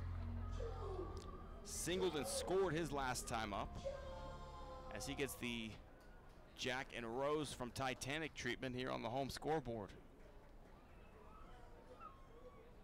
Long Island now on top 9-4. Offensive explosion in the 10th inning for the Ducks over the Lancaster Barnstormers, as Poletsky shows bunt and takes a look at strike number 1. Pounds coming in very hard from third base. We'll see if they have it on again.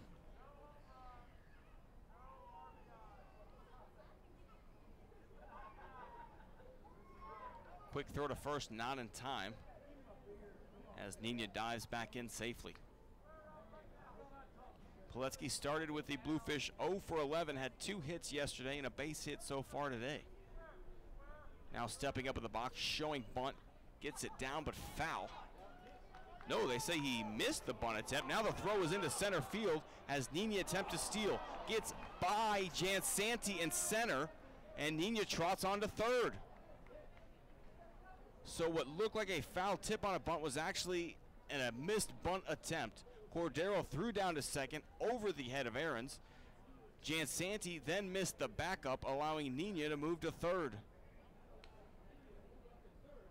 So you call that a stolen base and a throwing error, most likely, on Cordero. So now 2 outs, 2 strikes, nobody out rather. Runner on third base for Poletsky. Skeeters play the infield in. The 0-2 pitch high and inside. Nina has very good speed down at third base.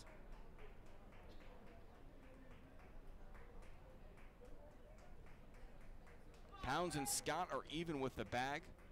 Prince and Aarons on the grass.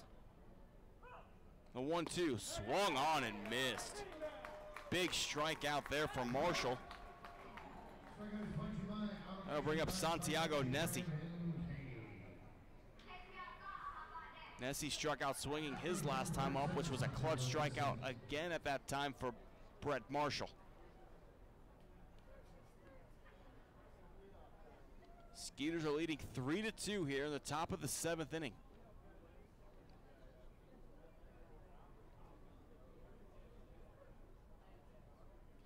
First pitch to Nessie, chopped on a check swing foul down the first base side. First strike number 1. Nessie 204, 4 homers, 16 RBIs, but has been 5 for 20, good for a 250 average since he rejoined the Bluefish in 6 games. Marshall's 0-1 delivery, low and outside. Draws the count even, 1 ball and 1 strike. 1 out, 1 on third. Skeeters are on top 3-2 here in the top of the 7th inning. Marshall kicks and delivers inside with a slider. Tried to go with a front door slider, didn't quite catch the corner. 2 balls and a strike.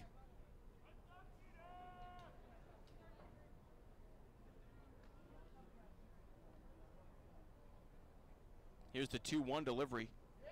Good breaking ball on the inside corner, evens things up 2-2. Nessie doesn't really like it, but has a couple quick words and gets back into the box.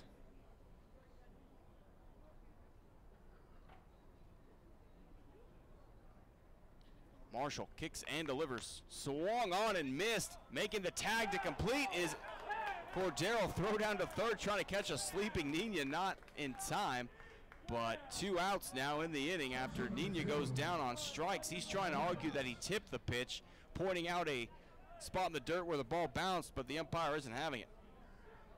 A huge strikeout for Brett Marshall as now the Skeeters defense can drop back. Now here comes a little bit of protest from our manager of the Bridgeport Bluefish. Let's take a quick second as they discuss this one for station identification.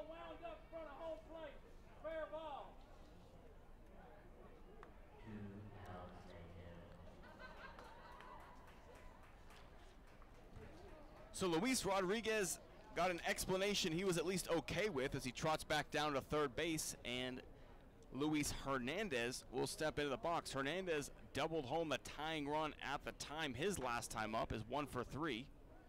Nina trying to distract Marshall over at third. First pitch is on the outside corner as Hernandez showed bunt for strike 1.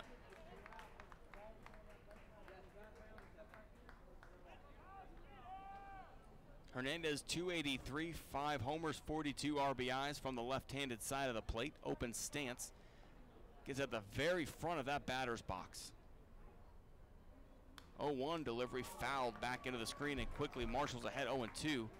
That's the second time he's come down awkwardly after a delivery, this time going to his knees after slipping. Mound will probably be worked with just a little bit here on the 7th inning stretch coming up, so they'll have an opportunity to fix whatever loose dirt or little soft spots on that mound. Marshall staring back in for an 0-2. 92 pitches on the evening. This one popped up left side, giving chase his pounds. He's reaching the stands and runs out of room about 6 rows back. Pitch number 94 upcoming here for Marshall.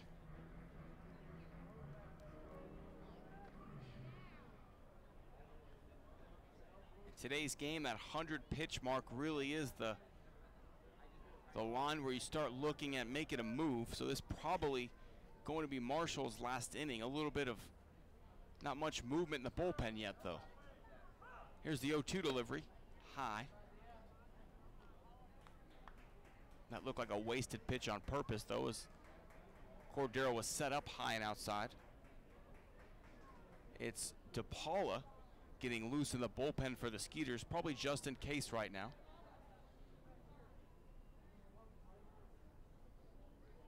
Not really throwing, just doing a little stretching. Here's the 1-2, swung on and missed. A big strike out of the side for Marshall, and you can see the emotion as he comes off the mound. He is amped. We head to the bottom of the 7th inning. Skeeters still on top, 3-2.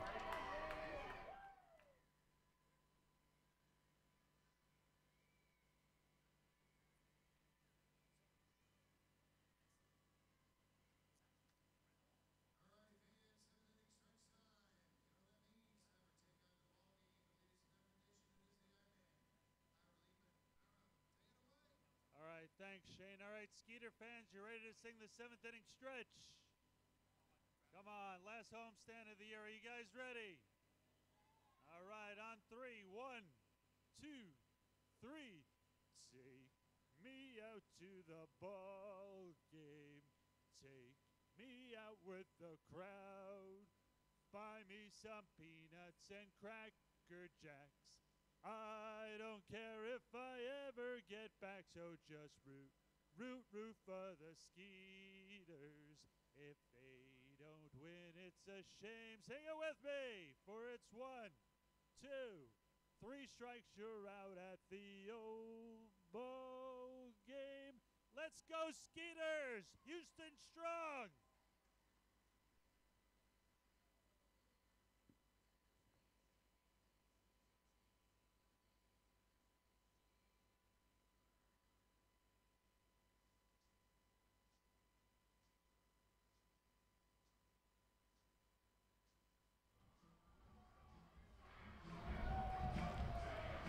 Welcome back out to Sugarland, Texas. Bottom of the 7th inning as Brett Marshall just worked his way out of a tight jam with 3 back-to-back strikeouts to keep this a 1-run Skeeters lead. Now Josh Prince coming up to the plate. He has had a productive evening so far. He's singled, stole a bag to tie the single-season Skeeters stolen base record. And his next time up, he homered to put the Skeeters on the board. 2 for 3 so far. Looking to get on base to try and break that record. Bottom of the 7th inning, Skeeters clinging to a 1-run, 3-2 lead. Laura's first pitch is inside for a ball.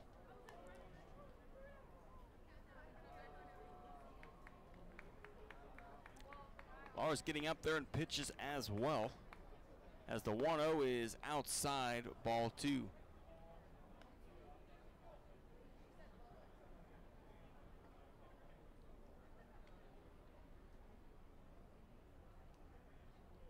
Here's a 2-0 delivery to Prince. That is at the knees for a strike, 2-1. Prince looking to get on base any way he can here, knowing he needs just one more bag. 2-2 is out. I'm sorry, 2-1 is outside. 3 balls and a strike.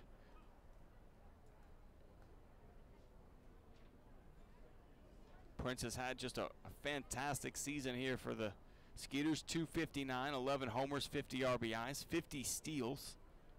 As the 3-1 is fouled back into the screen, that'll run it full.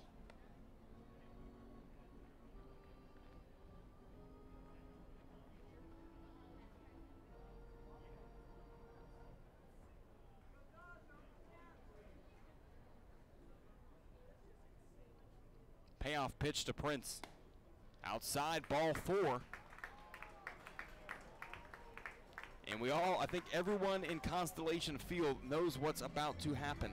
Yeah, I think Prince is going to try to swipe it here. He's leading off this inning. He's on it first. He's tied the record in this game already, and he's going to try to swipe this base. I don't know if it'll necessarily be here with Ramsey batting, which I would guess is going to be the at-bat that he does it, but if not, he's got 3 other batters that he's going to do it against. Now, Prince takes his lead off of first, and Ramsey squares the bunt here, and he's going to bunt it foul just to the right of home. So no balls and 1 strike to count here. And now obviously the win more important than Prince getting the record-breaking steal, so it looks like Gaetti trying to put that insurance run into scoring position by calling the bunt for Ramsey. Plus Prince also steals third a lot, so just because he gets the second doesn't mean he won't steal another base. He stole second and third at times, quite a few times this year. 2-2 your score, excuse me, 3-2 the score here. So Skeeters have a 1-run lead here. We're over to first. Prince gets back. Look for the delayed steal here. 3 runs on 7 hits for Sugar Land, 2 runs on 7 hits for the Bluefish. Now time called. I think that was Ramsey who wants a time. Prince does not have a very big lead over at first. I think delayed steal, if he goes, might be correct there, Ira. He's drawing a lot of attention. He's impressive with that delayed steal. He's made an art form out of it. Usually you see it only a few times a year, and looked like he was about to do it there. Ramsey tried to pull the bat back, but not in time. Called strike 2-0 and 2 on the bunt attempt. I think he had it if he went there. He had a I very agree. good jump. You can feel the anticipation here in Constellation Field as everyone in the stadium knows he's 1 bag away. Everyone on the edge of their seats. The 0-2 here to Ramsey. Let's see if Prince goes. I think he might have been going there. Is that throw over to first a little high? Little nudge of encouragement from our scoreboard operators.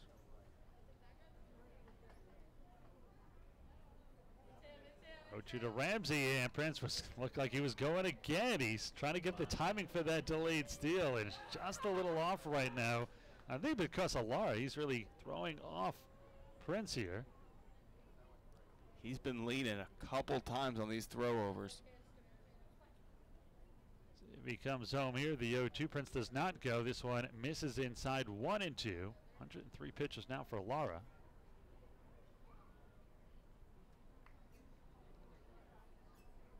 Little action in that Bluefish dugout, just doing the towel throw right now. No balls yet.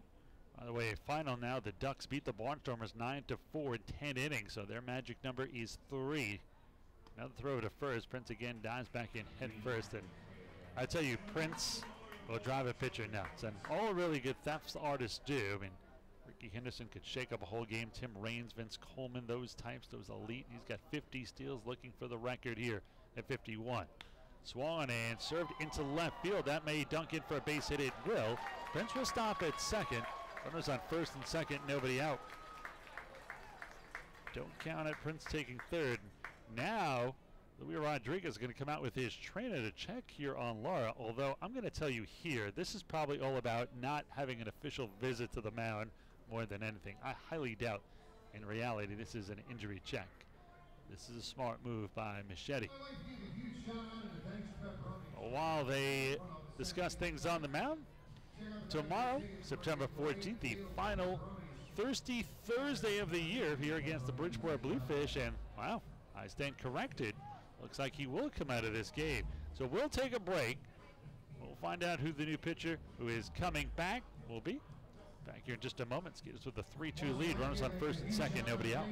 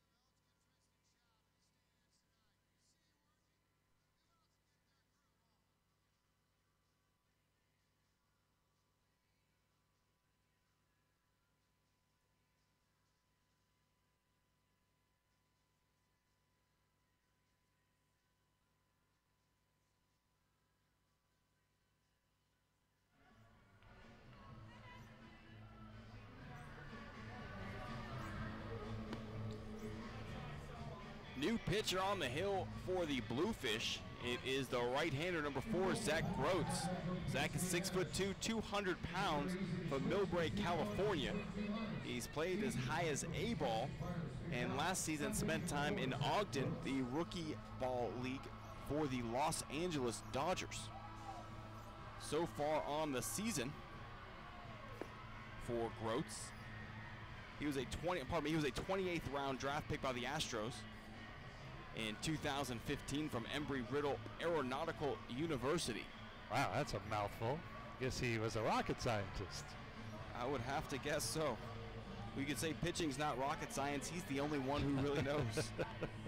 He's 9-3 with a 2.02 ERA in his minor league career. He's been in 24 games, just 2 of them starts. He has 5 saves. He's worked 40 innings, allowing 32 hits, 8 walks, and has struck out 26. So Rainy Laura, if you're joining us late, comes out of the game with an injury.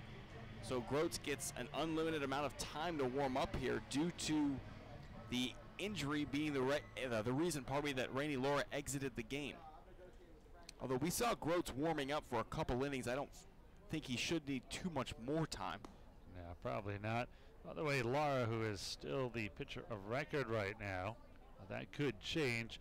He goes 6+ innings. Both runners on first and second. His responsibility, though, 8 hits, 3 runs, all earned, 3 walks. He struck out a season high in pitches, 64 for strikes. So Prince down at second. On at first is Ramsey. Now let's reset for everybody. You mentioned first and second again. Nobody out. It'll be Cole Gillespie coming up. Skeeters looking to add a little bit of insurance as they're only up by 1, 3-2 here in the bottom of the 7th inning. Gillespie so far is 0 for 3. He is flied out to center. He has grounded out and struck out. Came in batting .302 with 5 home runs, 25 RBIs, and be a betting man here, Tim. And say Prince is going to try to get to that record by stealing third here. If he does, I'd like to see at least a double steal, if not a sac bunt by Gillespie. Ramsey has speed, so a double steal not out of the question. Now Gillespie's going to square to bunt. Bunts it foul. Wow, kind of surprised here. I think that's the right baseball move in this situation. I know Gillespie's your 3-hole hitter, but a chance to have 2 runners in scoring position with only 1 out. That's true. You could, in a good scenario, get 2 sac flies here if you can get a ball to right and both runners could tag. And Gillespie is going to go down towards third towards Skeeter's manager Gary Getty, who wasn't aware that he was coming down. Gillespie hadn't played in a while. Perhaps they switched the signs here in the last day or two, and he just wants to make sure. Either that, maybe Gillespie saw something with the way third base came in to cover his bunt. Maybe said, hey, let me show and pull it back. True. Veteran, 8 years in the big leagues. Perhaps he wants Gary to change the signs here. That's the signs of a true veteran. Prince has those skills as well. Career .250 hitter in the bigs. Groats looks in for this sign. No balls and 1 strike, and before he even delivers, he steps off here. It does not look comfortable out there. Granted, it is not an easy situation. First and second, nobody out. And magic number is 3 for the Ducks, so they're holding on for dear life as well. Prince darting back and forth off second. This one misses inside, so I guess that is what Gillespie said to him. I think you're right, that he saw something because he was not bunting there. He was swinging away. Now he looks down at third again at Gary Getty, who sometimes will take it on, off, and then on again. Now Lambeau playing very shallow in right field in case Gillespie tries to go the other way. It's one high, 2-1. So it looks like the bunt is off a big hole on the left side. Nina at third, just a few steps off of third and shading towards the double play. Hernandez at short. Big hole on the right side on the ground as well as both short and second playing for that double play depth up the middle. Now why would you have just such a big hole on the left side with a right-handed hitter up? I don't understand. Brent starts back and forth again. He'll drive you nuts, and now finally Groat steps off, spins towards second, no throw. That was a dangerously close to a balk step off there. He did not balk, but was not far from it. I finally saw a balk to second.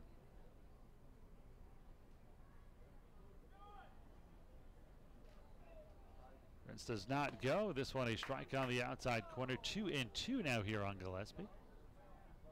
Still nobody out. Skeeter's up by 1, 3-2 here in the bottom of the 7th. Groats with that sidearm delivery still gets some velocity though. Comes in 89, 90 miles an hour with movement. Big pitch here. Doesn't want to go 3-2 with first and second and nobody out. Groats deals and the 2-2 check swing. Oh, on the inside corner, strike 3, and Gillespie is shocked. That is out number 1. Really good pitch that time from Groats. Two-seamer moving back in towards the hands of Gillespie. Got the call he was looking for. That is the 10th time the Skeeters have struck out tonight. So 1 out, 2 on. Skeeters leading 3-2. Cleanup hitter Kevin Aarons, the former first-round pick and Houston native, will step in. He has struck out twice and drove in a run with the sac fly RBI. He is 68th of the year. 3 runs and 8 hits for the Skeeters, 2 runs on 7 for the Bluefish. First pitch here from the right-hander to Aarons is swung in a little pop-up right side. The first baseman, Poletsky, will grab it behind first, just in foul territory. 1 foot was in fair territory, 1 in foul, but there's where the ball is, and now there's 2 out. So first and second, nobody out. Now 2 on and 2 out for Travis Scott. I think Coach Gaetti and a lot of the other Skeeters players, this is the guy that they want up in this situation, Ira. Travis Scott's been with the team longer than everybody else. As you mentioned, the club leader in almost every statistical offensive category. This is the guy you want up at the plate. That's one swung and a slow grounder to second. Gravis, who's on the grass, will throw out Scott 4-3. So the Skeeters waste the golden opportunity. Great relief job by Groats. First and second, nobody out. He comes in, gets a strikeout, a foul out, and a ground out. We are through 7 innings of play. Skeeters still in front by 1, 3-2.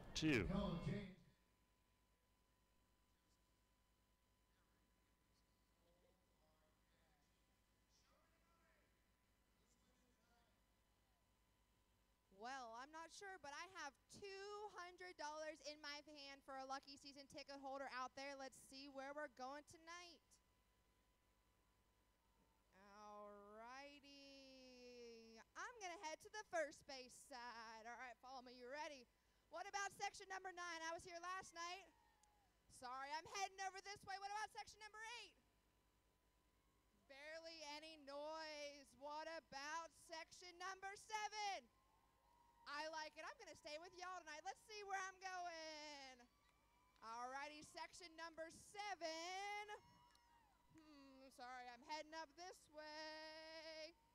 Just kidding. Row J, seat 2. Do you have your ticket with you? May I see your ticket, please? I do. Oh, it is a winner. We have $200 for this lovely lady right here. We're going to send it back up to you, Shane.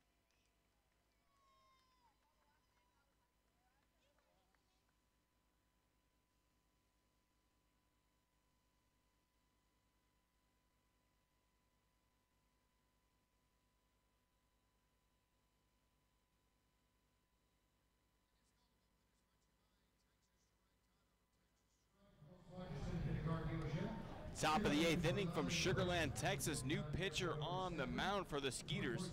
It is number 39, Julio De Paula, a 6'1", 210-pound righty from Santo Domingo, Dominican Republic. So far this season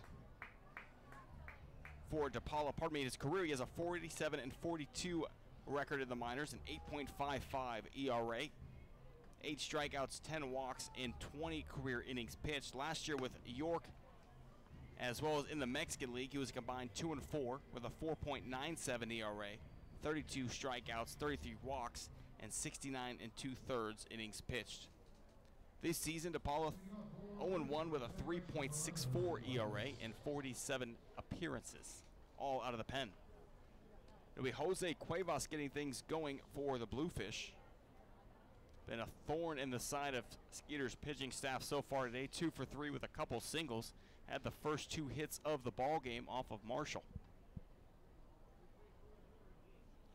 First pitch, a slider, catches the inside corner for a strike. A very good front door breaking ball to get things started to Cuevas. Cuevas 275, 6 homers, 48 ribbies. Takes a look at a 0-1 slider in the dirt, evens things up, 1 ball and 1 strike. Cuevas has played as high as AAA in Fresno in the San Francisco Giants organization. Check swing on the 1-1. Did he go? Palms down, says our first base umpire, Matt Herrera. 2 balls and 1 strike.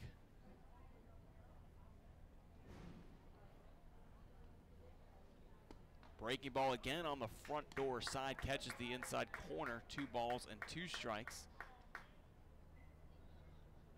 As we've seen a lot of that slider from De Paula.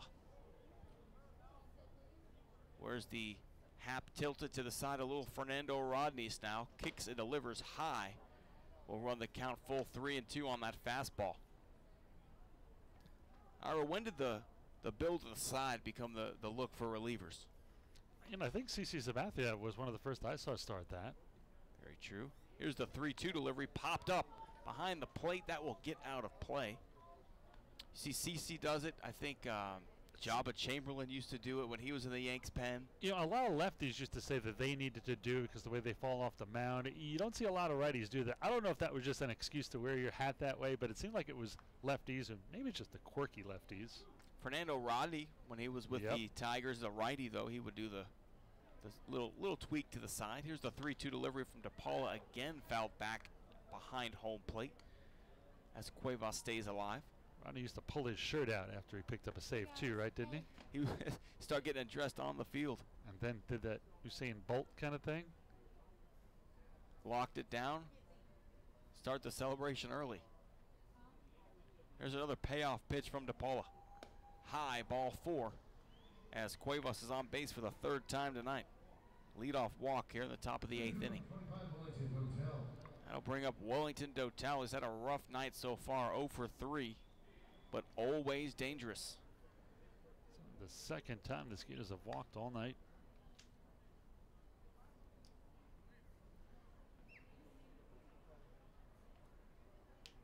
Brett Marshall gave you 7 fantastic 7-hit innings, but he worked out of trouble several times. 7 innings, 2 runs for Brett Marshall, as he is, as of now, in line for the win, depending on this Sugarland bullpen. Throw over to first in time, not in time, pardon me, as Cuevas back in standing. 1 on, nobody out, top of the 8th inning. Skeeters clinging to a 3-2 lead.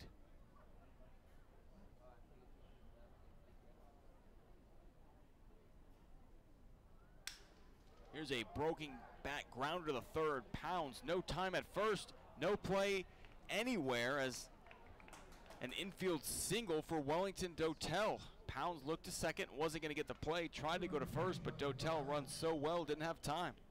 That was a tough play for Pounds, the broken bat. I think Pounds thought it was hit harder than it was, and I thought he was still going to have a chance to turn maybe a double play or at least get the force out to second, but as soon as he looked at second, he knew he had no play, and by the time he threw it to first, Dotel with his speed beat it out. So now first and second, nobody out instead of maybe a runner on with 1 out. The only play I think to get Dotel there was a barehanded immediately to first. But now here's DePaula working in a little bit of trouble. 2 on, nobody out here in the top of the 8th inning. Jonathan Galvez 0 for 2 with a walk, pop out, and a strikeout. This one popped down the first base side. Scott giving a look. Does he have room? No. Kareem's off the top of the dugout for strike 1. We've seen Scott make a great play like that already once today. The fans are hoping for another one. And you know, Bridgeport, if they don't score here, I think the balloon might lose the rest of its air. I mean, they know they have to win. They already know the Ducks have lost, and if you don't score here with 1 inning to go, I think the Ducks' momentum is pretty much killed. Especially the way Mark Haynes has been throwing out of that bullpen. Here's a bunt attempt. Throw down to second. They've got him in a rundown. Cuevas is tagged out. There was a bunt attempt from Galvez. He missed the bunt. Throw down to second from Cordero. Ensued in the classic pickle. Tagging out Cuevas and just terrible base running. That's what I was telling you about Cordero. He made a habit of getting runners down at second. And on top of that, Cuevas didn't stay in the rundown long enough, so Dotel still at first base. That's a huge out. It changes this ball game. Instead of first and second and nobody out, it's a runner on first and 1 down. It's the kind of break the Skeeters were looking for here in the 8th inning. Now a ground ball, and DePaula can get out of this one.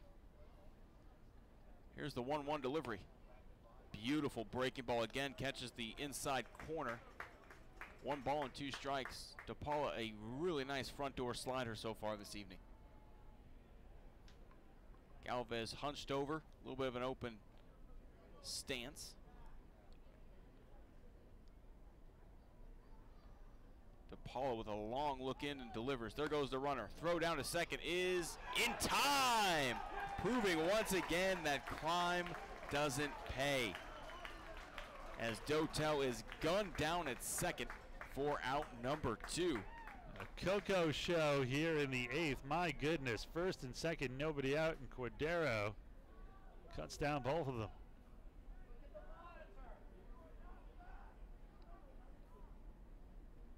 So 2 caught stealings to take care of the first 2 base runners. Here's the 2-2 delivery, fouled back into the screen.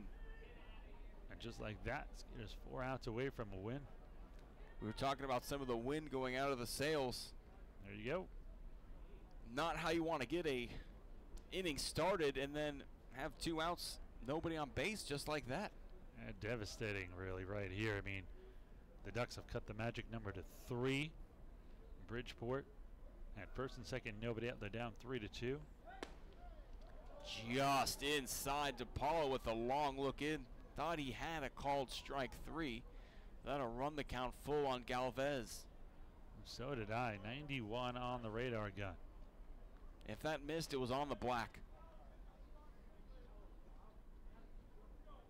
Been a tight zone all night for both sides. Here's the payoff pitch. Swung on and missed. A big strikeout as DePaula works out of a jam. First and second, nobody out. Ends up sitting them down in order. We head to the bottom of the 8th inning. Skeeters still hanging on to a 3-2 lead.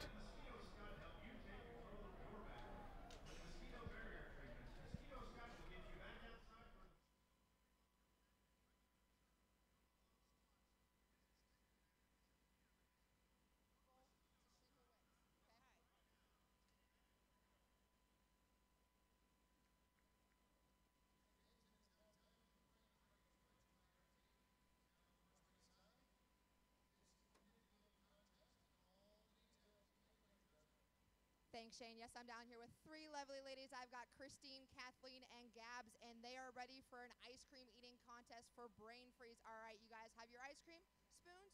Whoever eats it the fastest is the winner. Are you ready? Get set, eat. They're doing it so gracefully, nice and slow. It's a race. Let's go, ladies. Let's hear some encouraging words from the fans. You guys got it.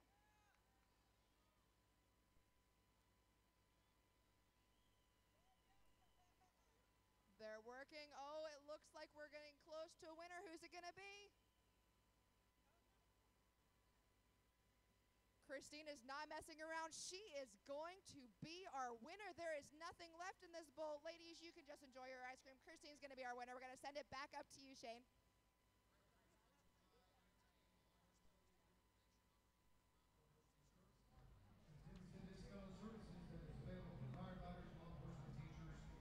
The pitcher on the mound is a right-hander, Vinny Pastano. Number 28 is 6'2", 210 from Dublin, Ohio, a former big leaguer.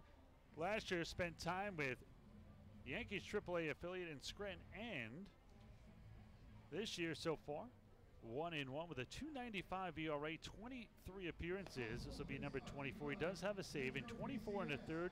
He has struck out 25, walking just 4. Allowing 20 hits, so a almost 6-to-1 strikeout to walk ratio. Even more impressive, he has not allowed a run in his last 10 appearances. The last run he allowed was against the Skeeters, oddly enough, on August 13th. Now here's Brian Pounds looking to get things going. Bottom of the 8th inning, Skeeters looking for that insurance run. Pounds singled his last time up. Came around to score to put the Skeeters on top, 3-2.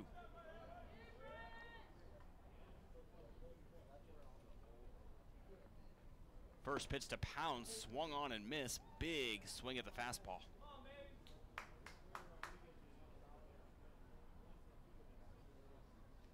Oddly, Tim, the Skeeters have nobody warming up in their pen. DePaula might go for the 6-out save here. Thought it would be the Felipe Paulino, and it'd be Mark Haynes, who is leaning against the fence. Perhaps he is ready. Little blooper into right, misplaying it is Lambo. It's over his head. Pounds rounding first, heading to second. He will stop there with a stand-up double as Lambo came in, realized it was over his head, fell down, and couldn't make the play. Yeah, Lambo took that first step in, which I tell you not to do, but on top of it, as you mentioned, he slipped, and that was it. That ball went over his head. An easy double here for Pounds, and I think you have to bunt Rodriguez here. I have to agree with you. Skeeters looking for an insurance run. Remember, insurance runs brought to you by Texas Farm Bureau. Texas Farm Bureau members get free tickets to Skeeter games on Sundays. Just show proof of your current membership at the Skeeters ticket office, and you can get 2 free tickets to any Sunday home game. Visit your local agent to become a member today. Well, it looks like already Bluefish playing to put a wheel play on, bring that first baseman in as hard as possible. Second base going to come over and cover first. Try and get the runner at third. Instead, Rodriguez takes a look at a fastball for ball 1, never even squared around. Do you like the wheel play, or do you think more than not it doesn't work? I think more times than not you're not going to get that runner at third, but at least when you put it on, you have the opportunity to make that play a little faster. If it's not there, flip it to first with the second baseman covering. Big swing and a miss as Rodriguez comes up empty. And Ira, are you surprised that first 2 pitches, nothing showing as far as a bunt goes? I am, but Rodriguez is just such a good hitter. He can go the other way, even if he goes the other way, which is really his forte, and it's a ground ball. It's as good as a bunt. Absolutely. Just trying to get the ball on the ground to the right side is good small ball.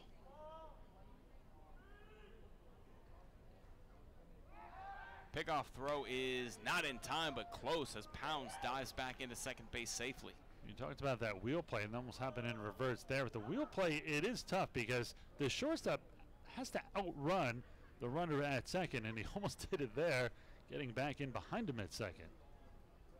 So not only do you have to outrun the runner to third, but you have to still put the tag on it. It's not an easy thing to do. Here's the 1-1 delivery.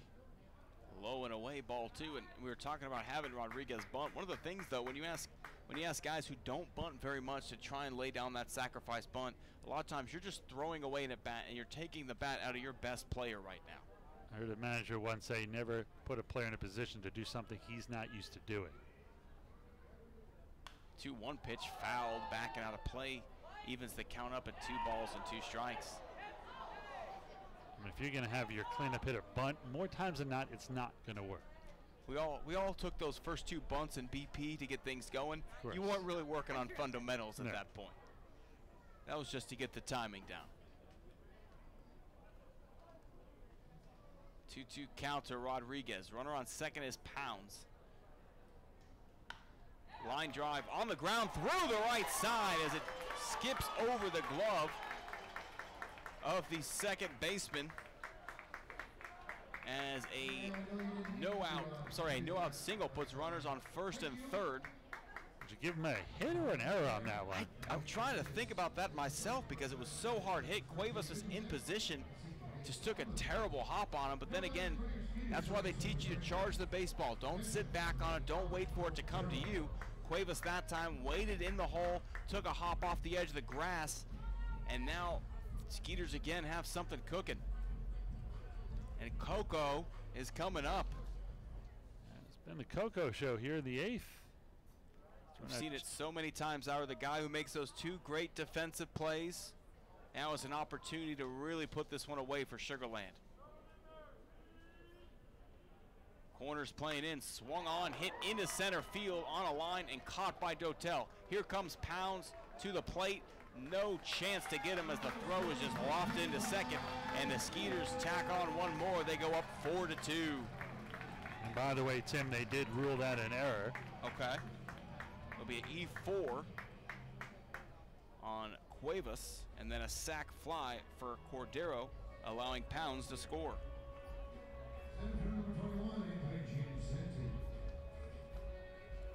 That'll bring up Anthony Jansanti with 1 away and 1 on.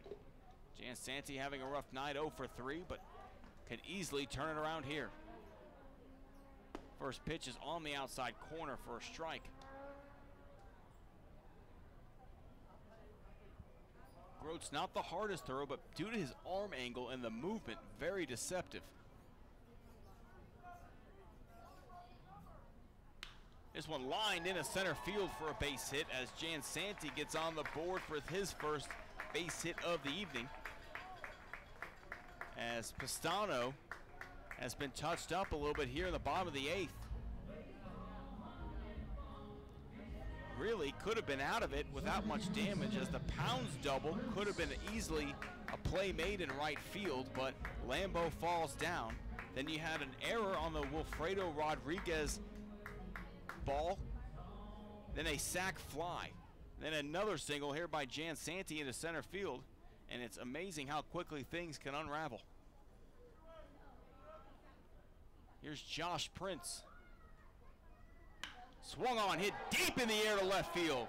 This one is off the wall. Coming home to score is Rodriguez. And it is 5-2 Sugarland Skeeters, as Josh Prince has a long, loud single to drive in another. Just missed his second home run of the night. Would have been a new career high for him. He didn't miss it by more than about 6 or 8 inches, too. That was all the way up the wall. And if it had been hit a little more to the right, would have completed the short award. Just couldn't quite get over that manual scoreboard. Either anywhere left or right, either the Bud Light or the Imperial Market part would have been a homer. But now here's Caleb Ramsey. There goes Prince, and he will take second on a fielder's indifference, though. A new single stolen base record for the Skeeters as Prince steals number 51 on the season. And certainly should be proud of that. 51 bags. I got to think of the scene in Major League where Willie Mays Hayes was nailing a pair of gloves into the wall for each stolen bag. I'd like to see how many Josh Prince has nailed up there. Hopefully 51. 1-0 pitch to Ramsey, hits him. As now the bases are loaded.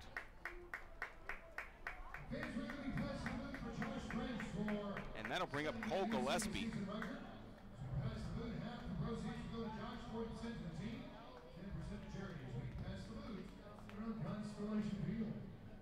Bases loaded, 1 out, as we are going to get a mound visit here from Luis Rodriguez, aka Machete. While we do that, let's send it back to the studio with Andy for an update. Andy? Actually, pardon me. Ira, while they have a quick meeting on the mound, Skeeters really have found a little bit of offensive rhythm here in the bottom of the 8th inning. Bases loaded. And you almost feel terrible for Pastano, because he could have been out of this 1-2-3 with a little help defensively. Yeah, the error did not help. It was a tough ball, but Cuevas, as I say, kind of olayed it to his right, and that was a big difference in this inning so far. And now I think the wind completely out of the sails here for the Bluefish. Looks like their magic number to be eliminated is going to be 2. It's now a 3-run lead for Sugarland, 5-2. Still bases loaded. Only 1 out here in the 8th. Gillespie takes a look at a pitch outside for ball 1. As I believe Haynes is loose and ready to go in the pen. I think all that depends on how the rest of this inning plays out, though. Still only 1 away, amazingly. Outside again, 2-0.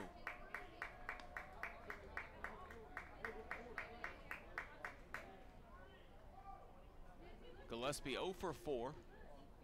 Struck out his last couple of times up. Struck out looking at a very questionable pitch his last at bat.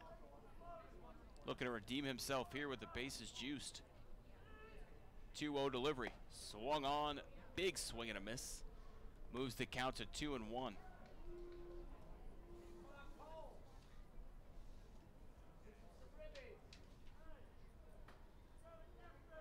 Gillespie, as we mentioned, a career .251 hitter across 8 major league seasons. As this one swung on again and missed. 2 balls and 2 strikes. Spent time in Arizona, San Francisco, Chicago, the Cubs, Seattle, Toronto, and Miami. A lot of nice vacation destinations there. No doubt. A lot of beach towns.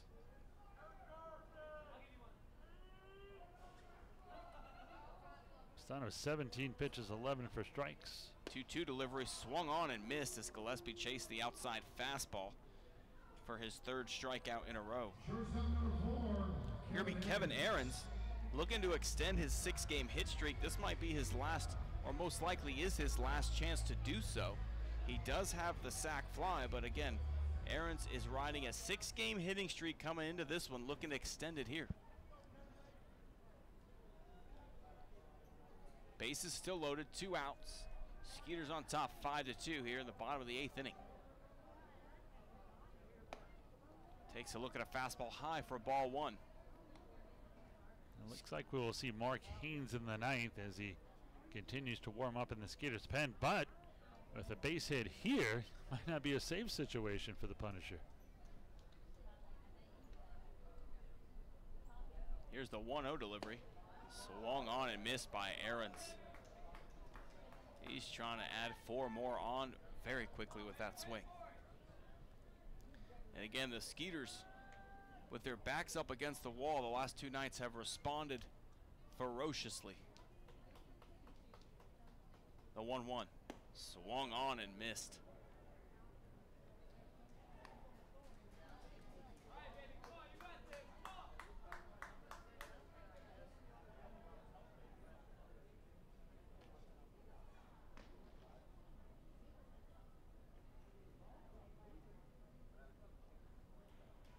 Here's the 1-2 delivery to Aarons. Fouled out of play as he will have 1 more opportunity to extend that hit streak. Good defensive swing there by Aarons, kind of a half swing, but he just kind of reached out to try to foul it off intentionally there. He couldn't do much with it.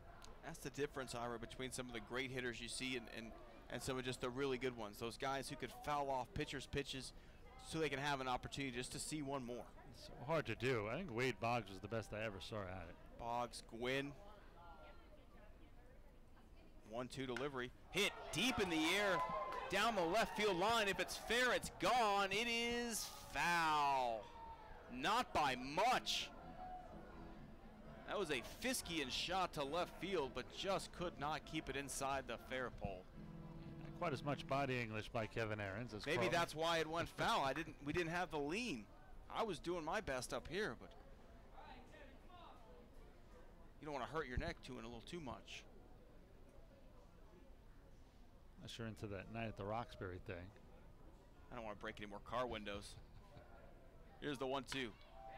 Hit on the left side to third base. Throw on to second in time to Cuevas for out number 3. But not before the Skeeters push across 2 key insurance runs and take a 5-2 lead. We head to the top of the 9th inning. Skeeters on top, 5-2.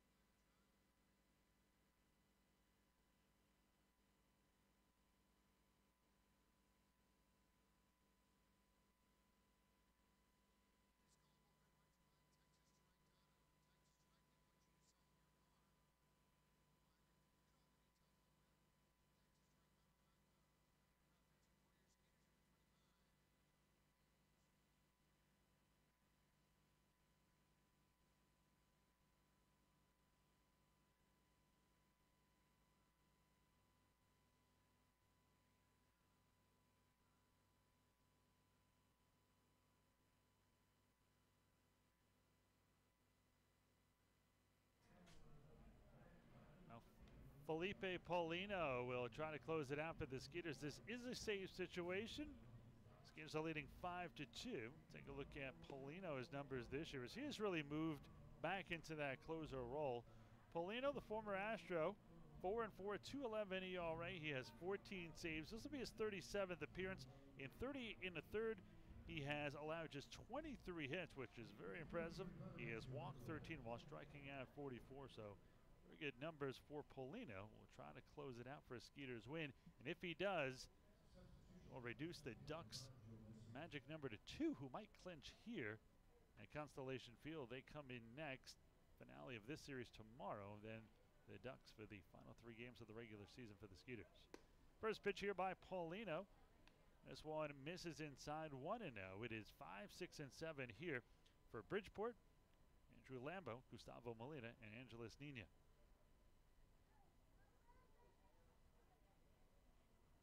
Paulino kicks and deals the 1-0. This one a fastball misses inside, a little high as well. 2 balls and no strikes to count.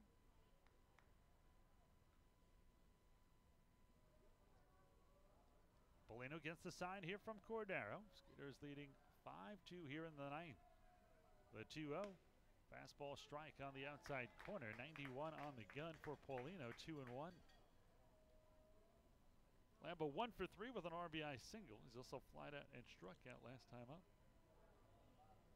Came in at 295, 5 home runs and 31 RBIs.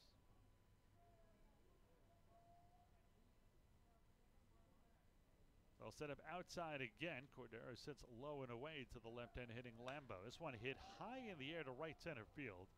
Jan Sandy is there, And the Skeeter center fielder will bring it down for out number 1.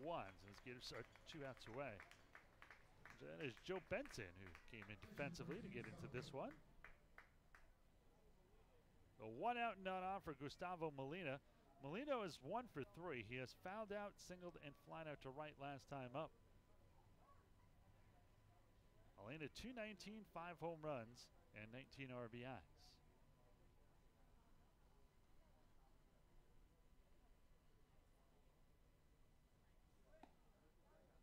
This one is swung and missed. And correction, that's the Punisher on the mound, not Paulino, Mark Haynes. Those beards starting to get long for both of them. Former Rice product. One is swung and missed. No balls and 2 strikes to count here.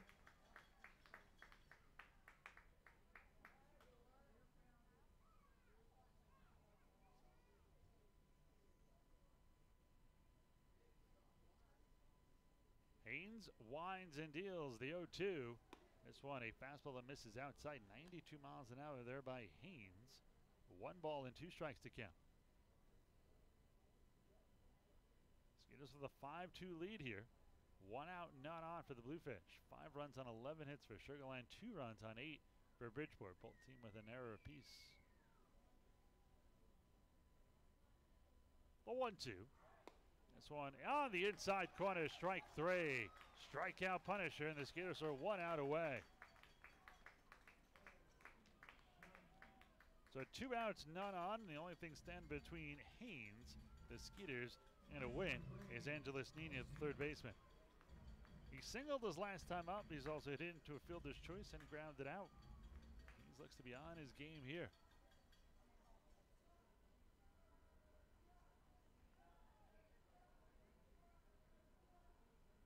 Haynes rocks and fires the first pitch, and it's a strike on the inside corner.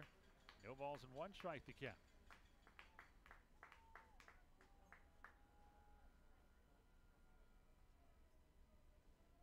See where Cordero sits up. He will set up outside. The 0-1. This one low and in. 1 ball and 1 strike here.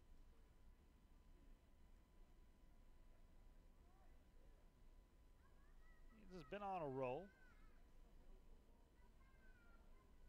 Last 9 appearances, he's allowed a run in just 1 of them. Scoreless in 8 of the last 9. This one swung and foul back to the screen. 1 ball and 2 strikes, and Haynes and the Skeeters are 1 strike away.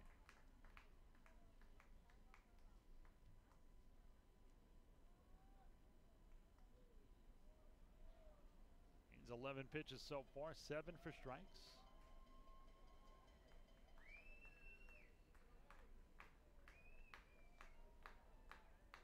Haynes, the 1-2. This one low and away. 2 balls, 2 strikes, 2 outs. Skeeters with a 5-2 lead here in the 9th. If Haynes can finish it off, Brett Marshall will give his 10th victory of the season.